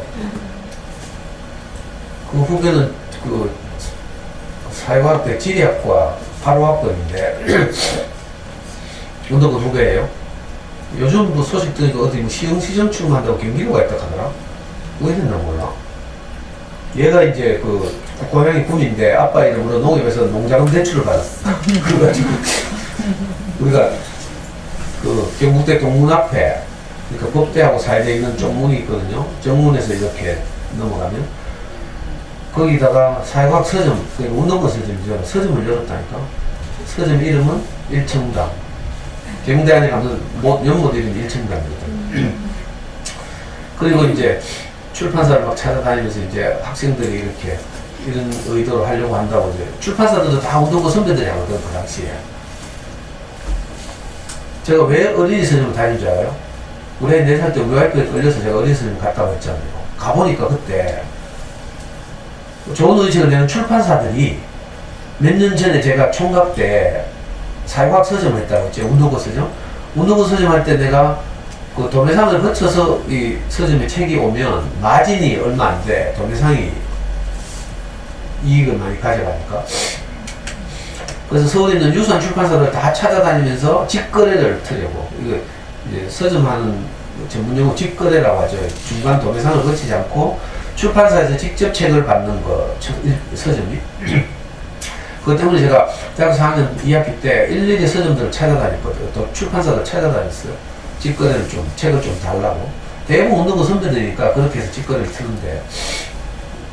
그리고 그 하다가 이제 저는 이제 대학교 4학년 때 서점 하는 바람에 국가보고 위반 뭐 해가지고 압수수색 당하고 잡혀가고 그랬어요. 그러고 나서 이제 사회운동하러 나왔으니까 이제 까맣게 잊고 있었죠. 우리 아이 4살 때 내가 어린이서점 딱 가보니까 어린이서점에서 좋은 의책을 내는 출판사들이 옛날에 다 사회과학 서적을 내는 출판사들이었어. 근데 이제 그 사이에 무슨 일이 있었나 러시아, 소련이 해체됐지. 1990년인가 1980년인가 소련이 소비에트 연방공화국, 구소련이 그 여러 소수민족들이 독립해 나갔어요. 지금 뭐 카자흐스탄, 무슨 스탄, 뭐 이런 것들 있죠. 이 선거가 다 독립해 나가고, 큰 이제 덩어리만 러시아로 독립했죠. 이 사건이 있었어.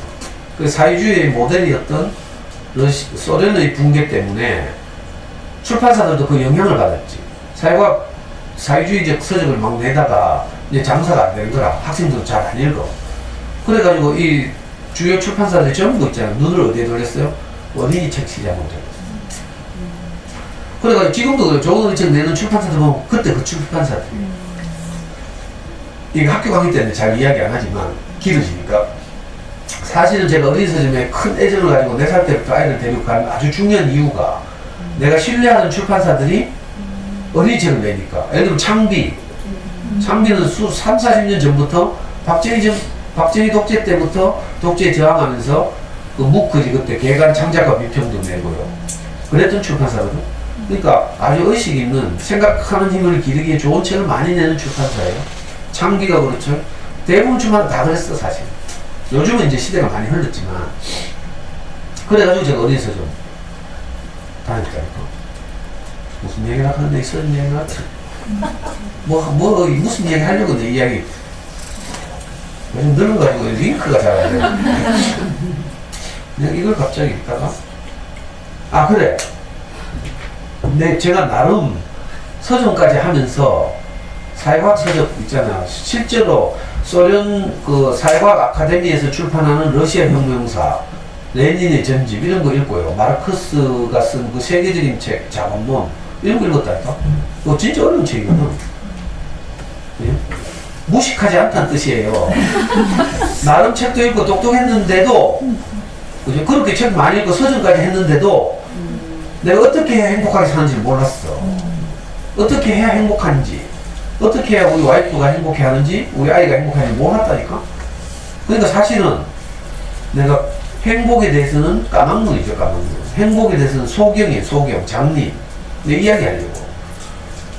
난 나름 똑똑했다고 막 설치고 돌아다녔는데 알고 보면 진짜 중요한 걸 몰랐어. 이걸 보고 성경에서는 소경으로 비유해요. 그 예수를 따라다니던 제자들이 성경을 쓰잖아요. 예수의 제자들 직접 쓴 성경이 제일 앞에 나오는 마태복음, 마가복음, 뭐 누가복음, 요한복음 이런 거죠. 거기 보면 신기하죠. 예수의 제자들이 항상 있잖아요. 예수가 33살까지는 대충 살다가 33살부터 뭐 돌아다닌다? 그죠? 33살 때 이걸 보고 어려운 말을 공생이라고 해. 복음을 전하면서 하나님 나라를 전하기 위해서 살았던 생애를 공생이라고 부르는데 그 종은 개인적으로 33살까지 뭐하고 사는지 잘 안 나와. 그 공생애를 살기 시작하면서 예수가 제일 먼저 하는 행동들이 뭔지 알아요? 병자를 고치는 거야. 뭐 문둥병자를 고치고 뭐 안진병이를 고치고 뭐 전부 이런 이야기 하거든. 이거 다 메타포죠. 메타포. 은유. 예? 그 중에 제일 대표적인 제가 지금 이거 보니까 이 그림 좀 읽어주다 보니까 생각나는 게 뭐냐면요. 예수가 소경의 눈을 뜨게 하는 장면이 있어. 거기 보면 소경이 예수에게 왔거든. 예? 내가 당신은 당신한테 가면 뭐 눈이 뜰 것 같아서 왔대. 그랬더니 예수님이 진흙에다 침을 뱉어가지고 이겨가지고 이 소경의 눈에 발라주고 실로암이라고 부르는 연못가에 가서 씻으라고 했어. 그 소경이 시킨 대로 했다. 씻고 왔다. 그래서 예수가 물어봐. 무엇이 보이느냐 이렇게 물어봐요. 그랬더니 소경이 하는 말이 뭐 전봇대 같은 것이 보입니다. 이렇게 한 번 더 예수가 진흙에 침을 뱉어서 이겨서 발라줬더니 발라주고 나서 실로암 물가에 가서 씻으라 했대. 또 그대로 했어. 너는 무엇이 보이느냐 했더니 희미하지만 사람 같은 것이 보입니다. 이렇게 말해요.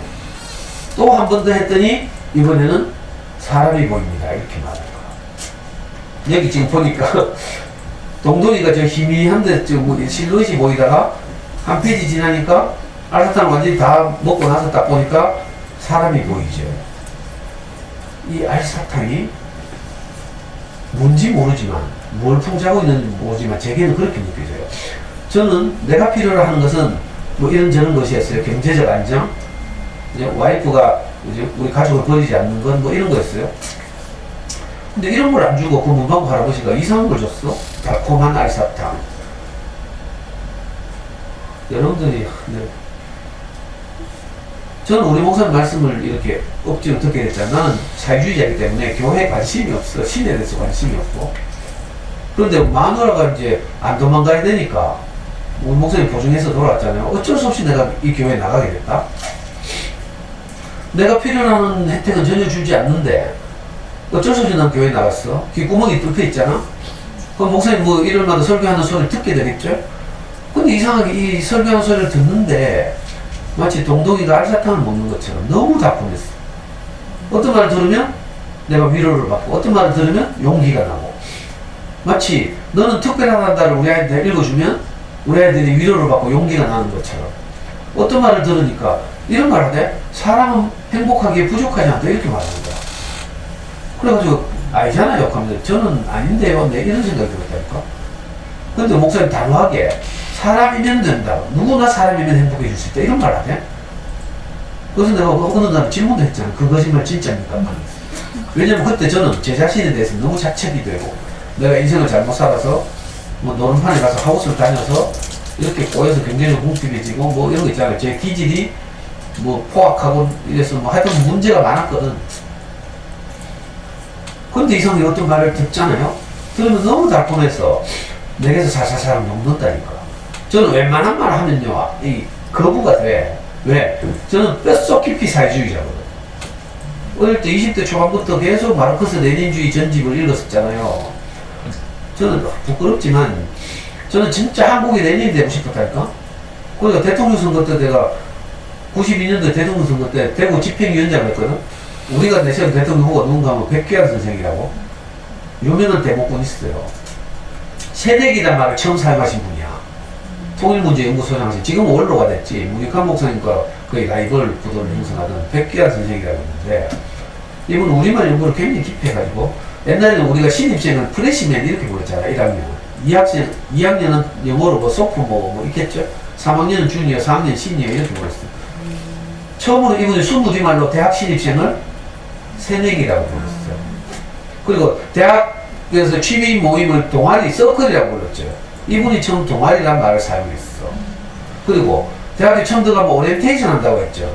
처음으로 이분이 세터라는 말을 사용했어. 유명한 분인데 이분을 우리가 있잖아요.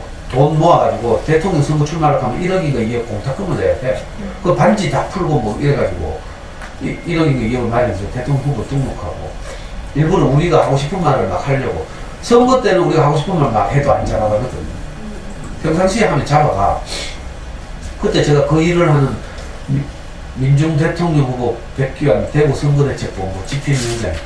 내가 32살인가? 또 이상한 데를 씁니다. 왜 이 이야기가 나왔지 또?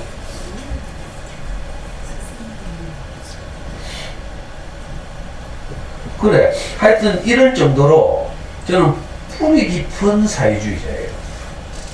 그러니까 뭐 심이 어떻고 이렇게 해서 하면 이게 실한데 제가 운동을 할 때 제가 산호맹이라는 조직에 있었어요. 남한 사회주의 노동자 동맹이라는 조직에 있었는데 마지막까지 일망타진 당하지 않고 제일 오래 안기부의 탄압에 버텼던 조직이야. 그 전에 있었던 조직은 다 깨졌거든. 지금 유명한 정치인들 심상정, 지금 돌아가신 노회찬 이런 분들이 하던 조직이 뭐 있는가 하면 인천지역 민주노동자연맹이라고 불러요. 인민노련이라고 불러. 이게 우리나라 좌파 중에서 가장 큰 조직이었어. 주사파 조직 말고 주사파는 전국 조직이 잘 없고 단위 조직 비밀리에 이렇게 하고 주사파 말고 좌파 중에서 마르크스 레닌주의 중에서는 인민노련이 제일 탄탄한 조직이었어요. 그 인민노련을 이끌던 사람들이 지금 정의당 정의당 알죠? 심상정 알지? 설마 알겠지? 돌아가신 노회찬 알죠? 지금은 맛이 가가지고 한나라당 뭐에서 놀고 있는 김문수 이런 사람들 다 알 거예요. 그지? 서울 지역 노동운동연합, 인천지역 민주노동연합 이런 출신이야. 근데 우리는 이 조직들이 마음에 안 들어가지고 따로 만들었지. 근데 캐스에 조국이 우리 조직에 있었다고 이야기했어. 산호맹이라는 조직을 만든 친구가 서울법대 81학번 백태웅이라고 있어. 서울대 총학생회장 출신. 얘 1년 후배가 조국이야. 서울대 법학과 1년 후배 절친이었어. 그래서 산호맹이 조직되고 그 유명한 노동재신 박노해가 우리 산호맹의 중앙위원이었잖아요. 박노해는 알아? 박노해를 몰라? 그 유명한 시인 박노해를 몰라? 아, 큰일 났네. 박노해가 만든 시 중에 노래 되고 재밌는 거 뭐 있는데 한 곡 불러줘야 되겠다. 아, 박노해를 모르는구나. 알아요. 아는 사람 있어요? 예. 아는데 대답 안 하는 거예요. 야, 박노해가 본명이 박기편인데 자기는 노동자들의 해방 이게 너무 꿈이어서 이분은 대학 출신이 아니야. 진짜 오리지널 노동자인데 버스 기사하고 이랬죠. 자기 이름 가명을 노동해방을 줄여서 노해라고 했잖아. 그래서 필명이 박노해야. 시를 발표할 때 항상 아이씨, 이게 우리 조직 중앙위원이었다니까. 그 중앙위원장 있는 건 백태웅이라는 서울대 총학생회장 출신의 청년인데 얘가 자기 1년 절친 후배인 조국을 끌어들였어. 그래가지고 조국한테 뭘 맡긴 줄 알아요? 산호맹 산하, 남한사회주의 노동자동맹 산하, 사회과학, 이거 혁명 이론을 연구하는 그룹을 맡겼다니까. 그 조국이 그 그룹의 책임자였어. 사회주의, 남한사회주의 과학원이라고 이름을 지었어. 그러니까 조국 국가보병원에 잡혀갔잖아. 징역도 사고 했다니까. 참 사회는 비네. 이게 무슨 이야기는 그럴 정도로 저는 이제 종교나 신에 대해서 관심이 없고, 그래 이 조직에 있으면서 이제 우리가 운동권 자금을 끌어들여야 되잖아. 돈이 있으면 유인물도 찍어 돌리고 할 거 아니에요. 사무실도 굴리고. 그래서 우리가 주변 지인들에게 동기동창들이나 친척들 찾아다니면서 돈을 뜯잖아. 옛날에 일제강점기에 독립운동 하려고 하면 독립운동 돈 벌면서 독립운동 직접 할 수 있어요, 없어요? 못 하잖아. 그럼 독립운동 하는 사람도 어떻게 해? 주변에서 모금을 하잖아. 그 원리야, 그 원리. 운동권들도 주변에서 모금을 한다니까? 이걸 보고 우리 조직에서는 보급투쟁이라고 불렀어. 돈을 얻어오는 거. 그래서 내가 우리 형이 그때 꿈이 고려병원 신경외과 과장으로 있을 때인데, 내가 매달 보급투쟁을 하러 갔어. 돈을 받으러 가는 거지. 그러면 형은 이제, 동생이 안쓰럽기도 하고, 뭐, 대견하기도 하고, 미안하기도 하고, 뭐, 이런 복잡한 감정이 있겠죠. 그래서 저만 가면 매달 얼마씩 줬다니까? 어느 달에도 내가 보급투쟁을 하러 우리 병원에 찾아갔어. 그랬더니 우리 형이 갑자기 성경 얘기를 막 한 거야. 우리 형이 갑자기 헷갈려가지고, 어떤 목사님, 자기 친구 중에 어떤 목사님 만나가지고, 지금 우리 목사님이지, 이 교회를 나가기 시작한 거야. 근데 하루는 돈을 받아가니까 평소에는 그냥 주던 형이 갑자기 뭐라 하더라? 뭐? 하나님이 태초에 천지를 창조하셨다. 이렇게 사는 거야. 자기 말 안 들으면 이번 달에 돈을 안 준대. 그래, 할 수 없이 점심 먹을 때가 기다렸다가 점심시간에 식당에 갔는데, 내가 앉혀놓고 태초에 하나님이 천지를 창조하셨다. 이렇게 하고 있는 거야. 그래서 내가 바로 말했다니까? 뭐라 했는지 알아요? 희야, 네가 하나님이 태초에 천지를 창조하고 본 적 있나? 본 적 있으면 내가 믿을게. 내가 이렇게 했다니까? 우리 실사구시적으로. 사회과학적으로 완전적으로 뭐 신이 이렇게 하면 안 된다니까. 그거 하니까 우리 형 바로 열받아가지고 이 새끼야 니는 돈 안 준대 이랬다. 그럴 정도로 제가 뼛속에 있다니까. 지금도 저는 뭐 신이 하늘에 있다는 사실은 너무 황당하다고 생각하는 사람인데, 근데 이 상황이 있잖아요. 이 문방구 할아버지가 구워놓은 알사탕을 먹으니까 살살살 녹아. 우리 목사님 말씀하시는데 자기도 사실 신이 있는지 없는지 모르겠대. 그건 얼마나 진실해 보이는지 있잖아요. 솔직하게 말하대. 근데 자기 이렇게 생각한대. 내가 신이 있는지 없는지 본 적이 없어서 모르겠는데 그래도 콧구멍이 위로 뚫히지 않고 아래로 뚫히는 걸 보면 이게 진짜 하나님 있는 거 아닌가 이런 생각이 가끔 드는데, 그 말인지 알겠어요? 이게 심리하지 않고서야 어떻게 콧구멍을 위로 안 뚫고 아래를 뚫고 나가 빗물이 안 들어가게 해놨는지 이게 너무 궁금하다는 거야. 그런 걸 생각하면 또 하나님이 있는 것 같기도 하고 이러면서 이런 말을 해. 그러니까 막 바로 신이 있다 해서 믿으라 해서 내가 반발할 텐데 그게 아니고 자기도 헷갈린대. 목사님인데 그러니까 내가 얼마나 솔깃한지 있잖아요. 근데 이분이 내보고 사람이면 누구나 행복해 줄 수 있다 이렇게 말하니까 그 말이 너무 달콤하네. 그러면 나도 행복해 줄 수 있다는 말이잖아. 나도 사람이니까. 그래가지고 슬슬슬슬 알사탕이 내 입에서 녹기 시작했어. 근데 이 알사탕이 내 입에서 녹으면 녹을수록 이상하게 다른 소리가 들려. 전에 내가 듣지 못하던 우리 와이프가 뭘 원하는지, 우리 아이에게는 뭐가 필요한지 이런 게 슬슬슬 들리기 시작한다니까. 이상하지만 내가 원하는 건 아니었어. 그죠? 여러분들도 지금 매주 나오시는 분들 보면 원래 원하는 걸 내가 주지는 못하거든. 제가 강의 듣고 막 애가 갑자기 대호각성해가 책 주르륵 읽고 막 수학을 척척 풀어내고 막 이걸 기대하고 처음에 왔을 텐데 이상하게 제 이야기를 듣다 보면 이건 잘 안 되지만 이건 뭐 시간이 걸리는 문제니까 뭔가 이게 우리가 아이들의 마음을 읽어내고 이게 되잖아.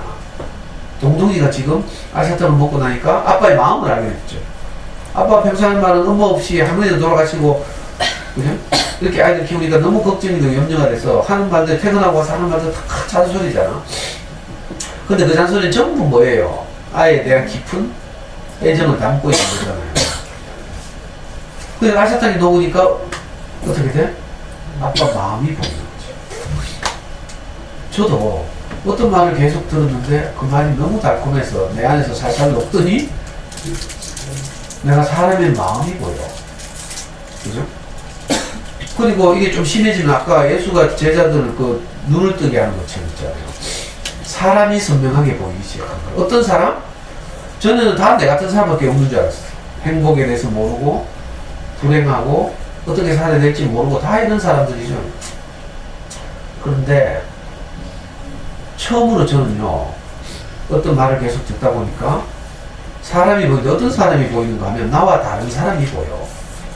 나는 행복에 대해서 모르는데 이미 행복한 사람이 내 눈에 보인다. 나하고 똑같은 줄 알았고 뭐 저 사람이 그저 그렇지 뭐 시시하게 이렇게 생각했는데 여러분들도 어떤 말을 계속 듣다 보면 알사탕을 먹고 내 안에서 살살 녹잖아요. 그럼 뭐가 보이잖아요. 아 정말 행복한 사람, 나와 다른 사람. 그죠? 사람인데 그 안에서 하나님 마음이 나오는 사람, 이런 사람이고 이게 진짜 사람이에요. 하나님이 태초에 천지를 창조하셨다. 뭐 창세기 성경에 뭐 이게 나오죠. 그리고 마지막 6째 날에 뭘 창조했다고? 사람을 창조했대. 우리는 그냥 생각에 지능으로 사람을 이겨가지고 만들어가지고 뭐 이렇게 생각했죠. 생물학적 사람 이렇게 생각했잖아.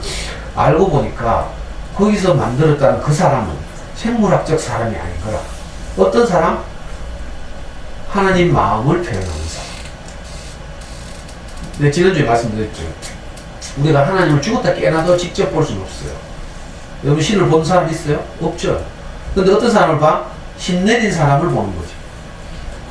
이번에도 그 중학생인 아이를 의붓 아빠가 성추행하고 강간하고 이랬다가 죽였잖아. 그 엄마가 무당이라네? 무당 수업을 받고 있을 때 어디더라? 아까도 뭐 나왔는데 어디나더라? 하여튼 이제 뭐 우리가 이제 그 무당하면 김나파니까 우리 존중하는 무속인. 자, 무속인들이 그 작두기를 걷고 하잖아. 어떨 때 신내렸을 때. 그죠? 특별한 능력이 내게 왔을 때 작두기를 걸어다니고 하는 거죠. 그러니까 진짜 신이 있는지 모르지만 작두기를 걸어가는 무당을 보고 무당이 접한 신을 알 수 있는 거예요. 초능력을 발휘하는 신이 무당에게 왔겠지. 자, 여러분들에게 어떤 신이 와요? 평소에는 형편이 어렵고 이러니까 지르지를 못해. 근데 어느 날 지름신이 있다고 와. 그럼 바로 결제하는 거죠. 그러니까 신이 있는지 없는지 모르지만 지름신이 진짜 있는지 없는지 모르지만 우리가 지르는 아줌마를 보고 지름신이 있는 줄 아는 거라. 무슨 말인지 알겠어요? 부처가 이때 부처 본 사람 있어요?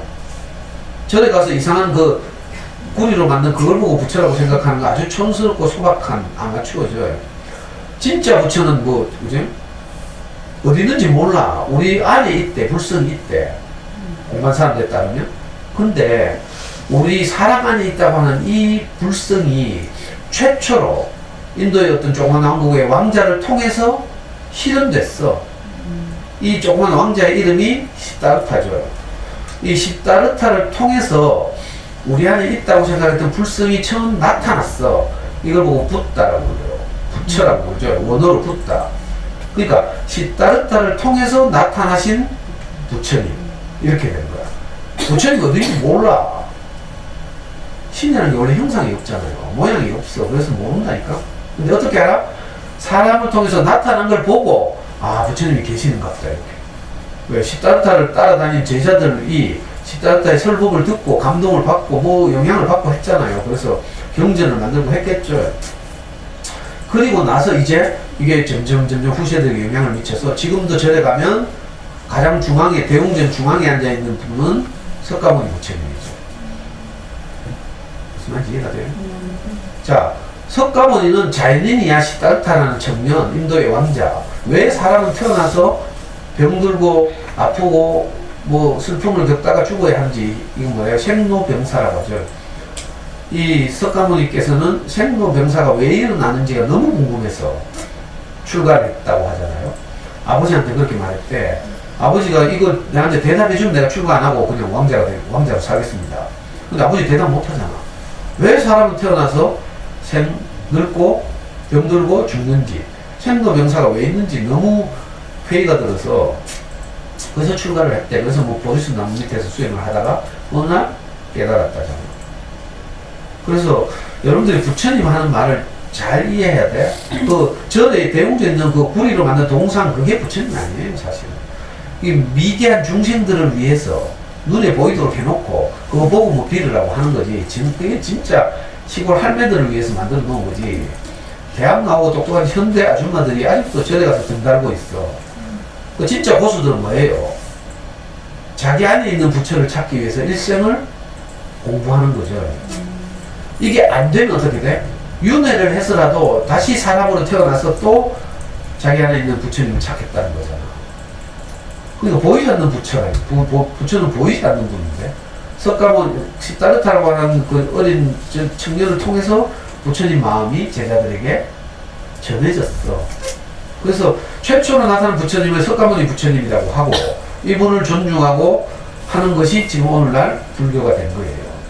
자, 같은 원리로, 내용은 좀 다르지만 같은 원리로 예수의 제자들은 예수를 통해서 나타나신 하나님 마음을 만난 거죠. 하나님을 직접 만날 수는 없어.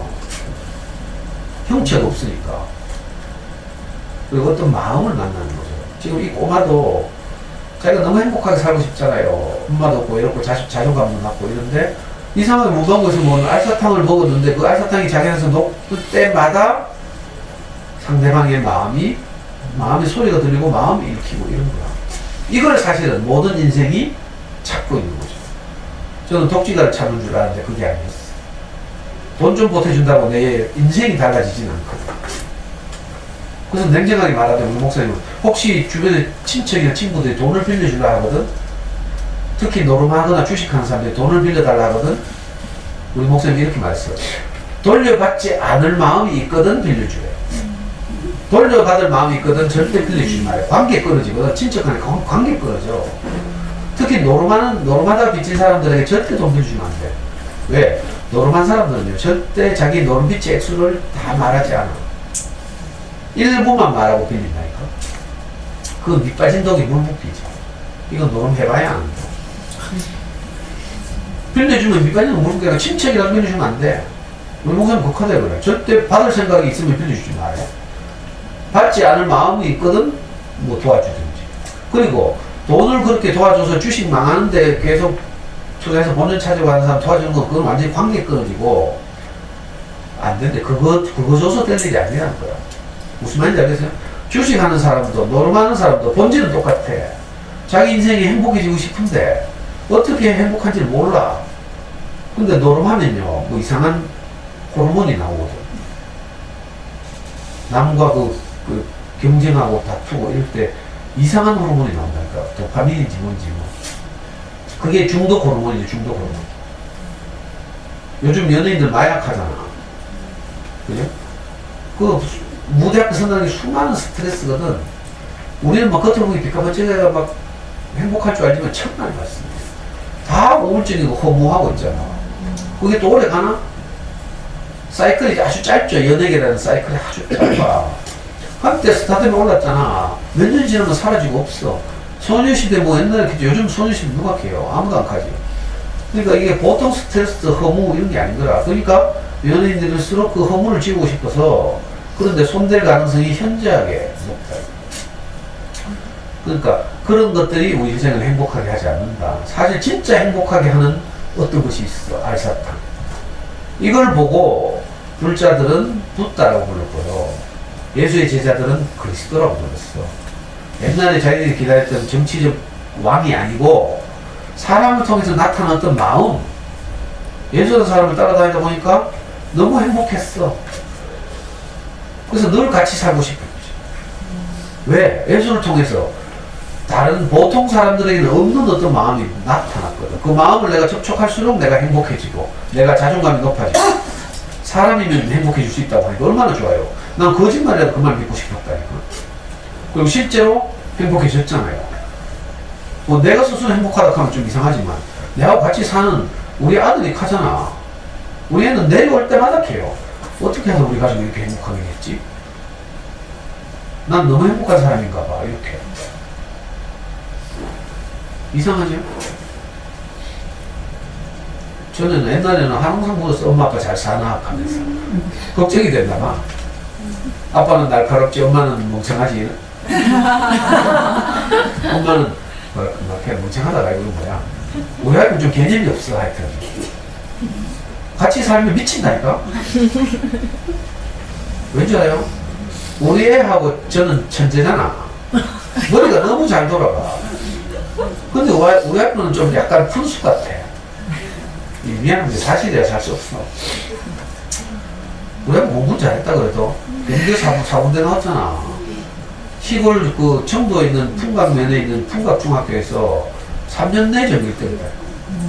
시골 중학교에서. 공부 잘했겠죠. 경대 4대 옛날에 카타린이 얼마나 높았는데. 법대보다 카타린이 더 높은 데가 경대 4대야. 근데 같이 살아보면 그게 아니라. 그 답답해 죽는다니까. 푼수 같은 소리가 맨날 우리 애 열받게 만들고 있잖아. 둘이 여행 가면 내가 불안하다니까. 우리 애가 또, 우리 엄마가, 우리 와이프가 무슨 또 실수를 해가지고 우리 애 또 버럭거릴지.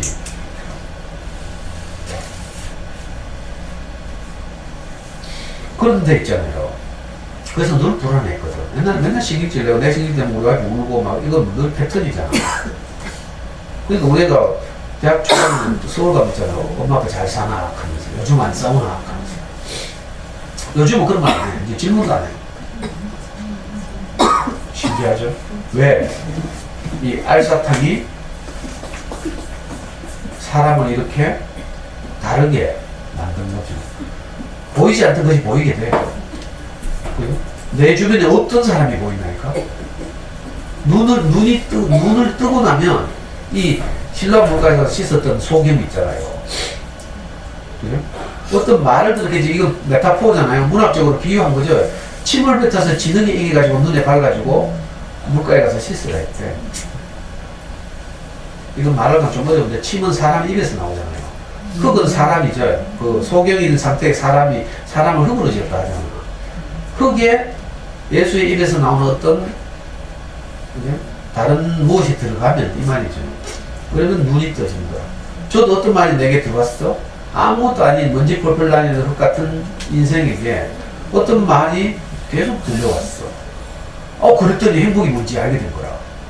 행복은 뭐라고요? 관계가 좋으면 발생하는 그 어떤 것. 네이버 구구산대라면 일상을 통해서 느끼는 기쁨이나 만족. 이걸 행복이라고 부르고. 참 이상하죠. 그런데 우리는 오늘 이렇게 일상에서 기쁨이나 만족을 느껴야 되는데 그게 아니라 미래에 자꾸 행복하려고. 오늘 불행해지고 있죠. 미래 행복하면 어떻게 해요? 오늘 애를 잡아야 되죠. 이상한 일이죠. 행복이 뭔지를 정확하게 알면 많은 일들이 사라져요. 남편 돈 좀 적게 벌었다고 밉지? 성격 어떻다고 좀 그렇죠? 내가 늘 말하면 우리 와이프는 정말 저를 미웠어요. 제가 나가니 외출하잖아. 교통사고 나서 안 들어오기를 기도했어. 제가 하도 찌랄하고 막 말만 하면 상처가 되고 희망이 없고 이러니까 커피 터도록 하면 정말 빨리 죽으라고 진하게 못해요. 이게 자기가 내한테 한 말이야. 내가 지는 말이 아니고.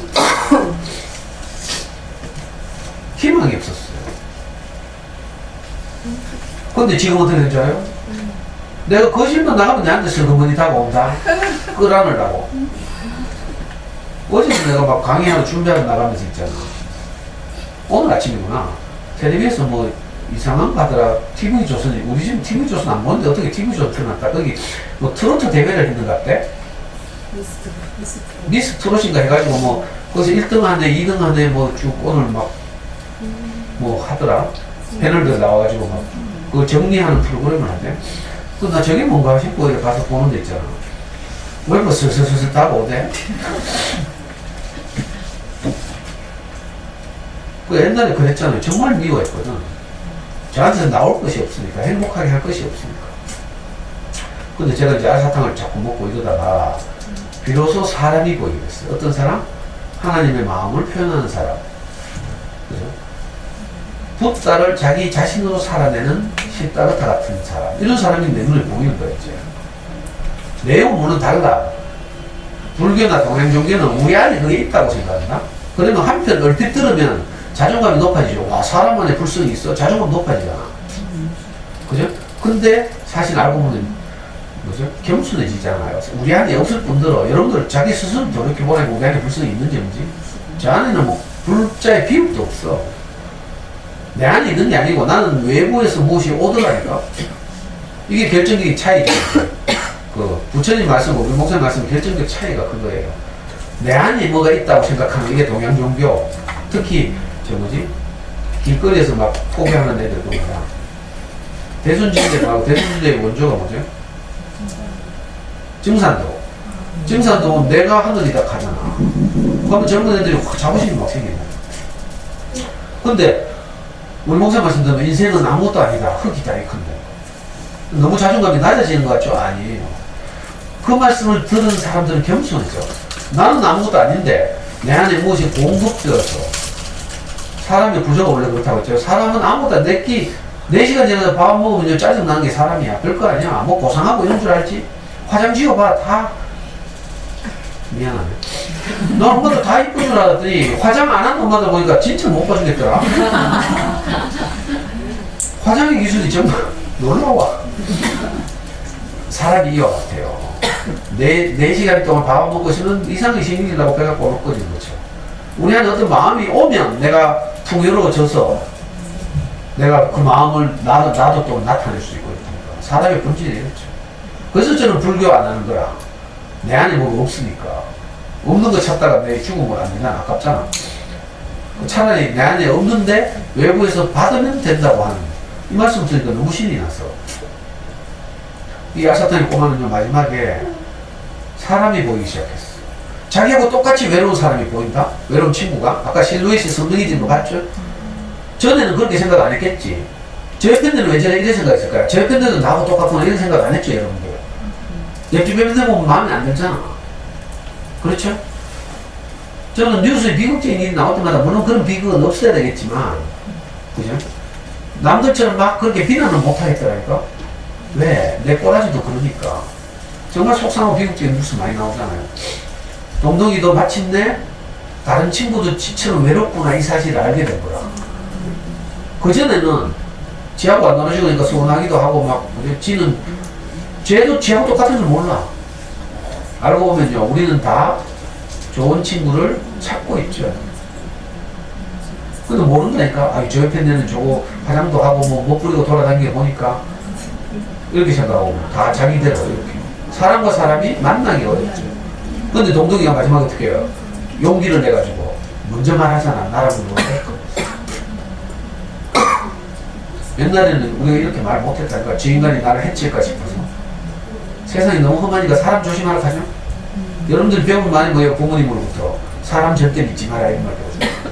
이 비극이지 비극. 사람들과 함께 살면서 사람 믿지 말면 이 비극이잖아 비극. 저는 이 마지막 장면이 너무 감동적이었어요. 동동이가 자기하고 똑같은 처지에 있는 외로운 친구하고 만나가지고 마지막에 이 어느 허름한 5층짜리 주공아파트 8구라인 앞에 세워져 있는 이 두 대의 킥보드와 하나 뭐예요? 이거 안 보였나? 이거 안 돼, 이거.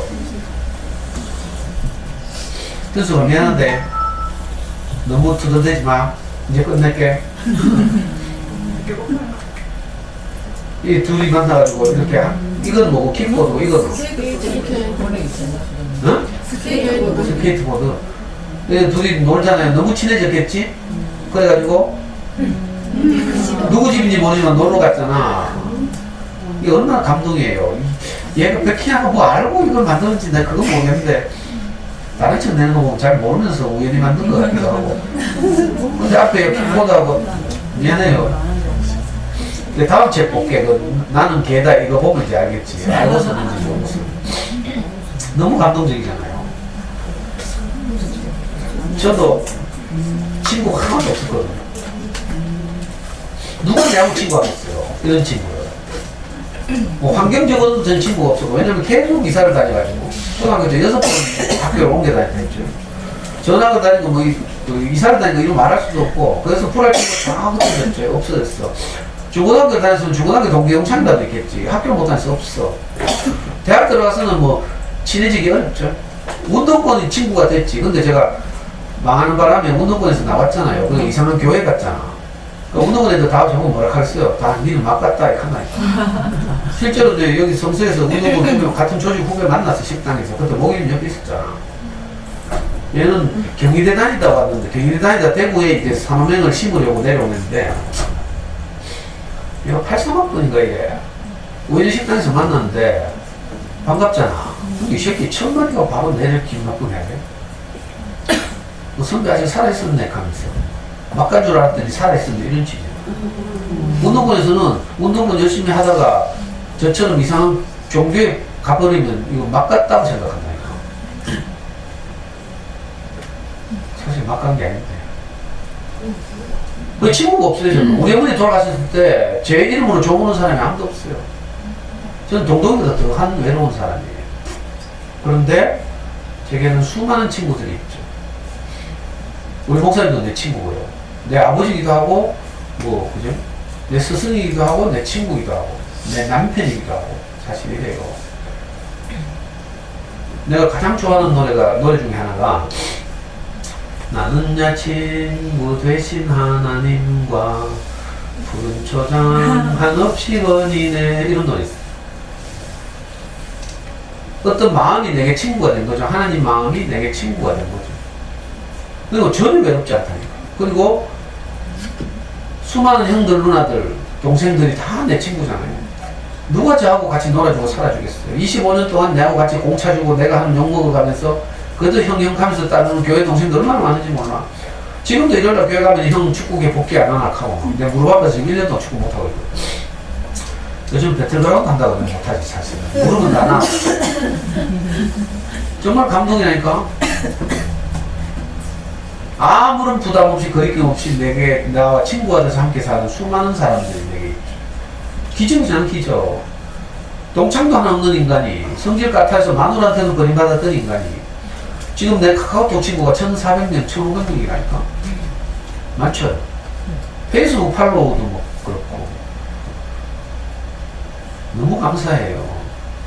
그 동동이가 이 알사탕을 먹고 아빠 마음도 알게 되고, 그렇죠? 친구도 사귀게 되고, 그래서 외롭지 않게 됐잖아. 너무 감동적이고, 이 동동이를 보면 제 어린 시절 생각도 나고. 그 백희나가 정말 희대의 명작을 만들었다는 이렇게 생각해요. 그리고 사실은 백희나가 만든 마음보다 훨씬 더 깊은 마음으로 제가 여러분들한테 말하고 있어요. 문방구 할아버지를 내가 이렇게 살려내잖아요. 한컷 지나가는 문방구 할아버지잖아. 근데 내가 문방구 할아버지처럼 내가 우리 형 병원 가면 우리 형 병원 하고 있는 거 알죠? 저 남산병원이라고 큰 병원이에요. 10층짜리 병원 하는데 우리 형 병원에 가면요 그 현관 1층 로비에 크게 붙어 있어. 원하는 것보다 더 좋은 것을 드리겠습니다. 이렇게 환자들이 원하는 게 우리 형 병원은 재활 전문 병원이에요. 그래서 이제 큰 병원에서 이제 그 수술을 받은 뭐 치매 환자나 뭐 이런 큰 교통사고로 막 다친 사람 이런 사람들이 이제 재활을 하러 병원에서 이제 그 수술 끝나고 좀 있다가 우리 형 병원에 오는데 그러니까 전부 그렇잖아요. 근데 우리 형이 그 병원 로비에 뭐라고 썼는지 알아요? 원하는 것보다 더 좋은 것을 드리겠습니다. 이렇게 썼어요. 우리 형이 왜 그렇게 쓰는지 알아요?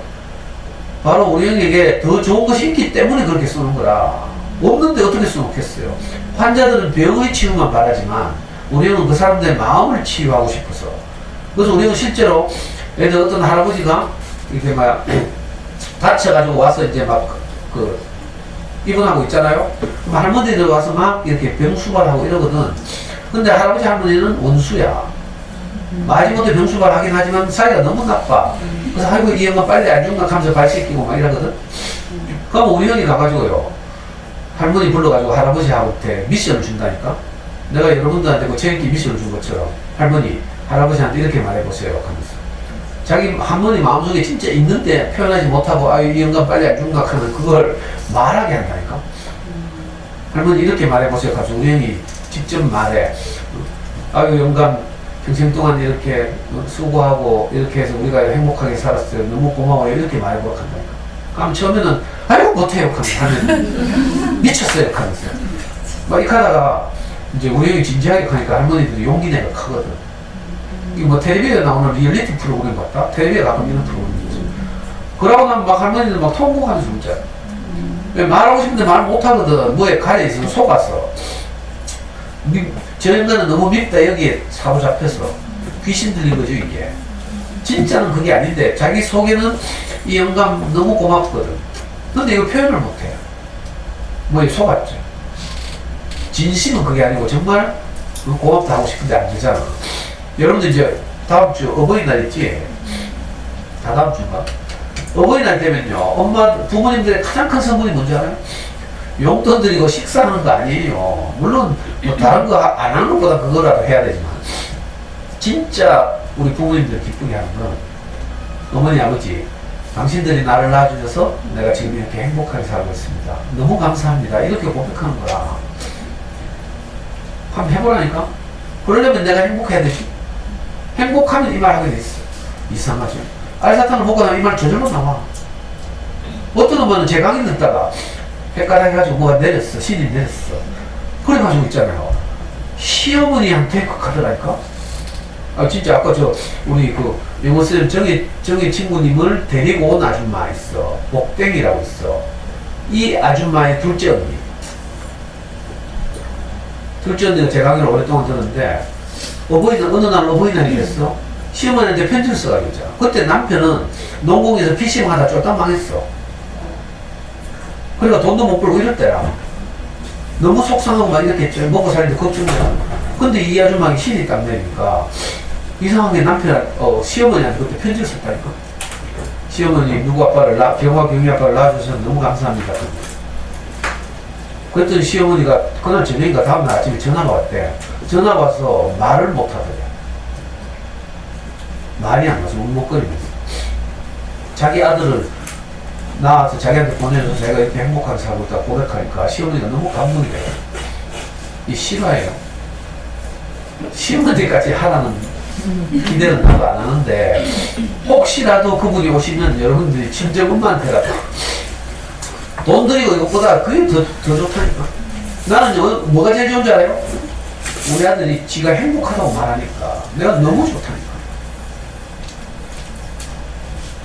여러분들도 그런 날이 오기를.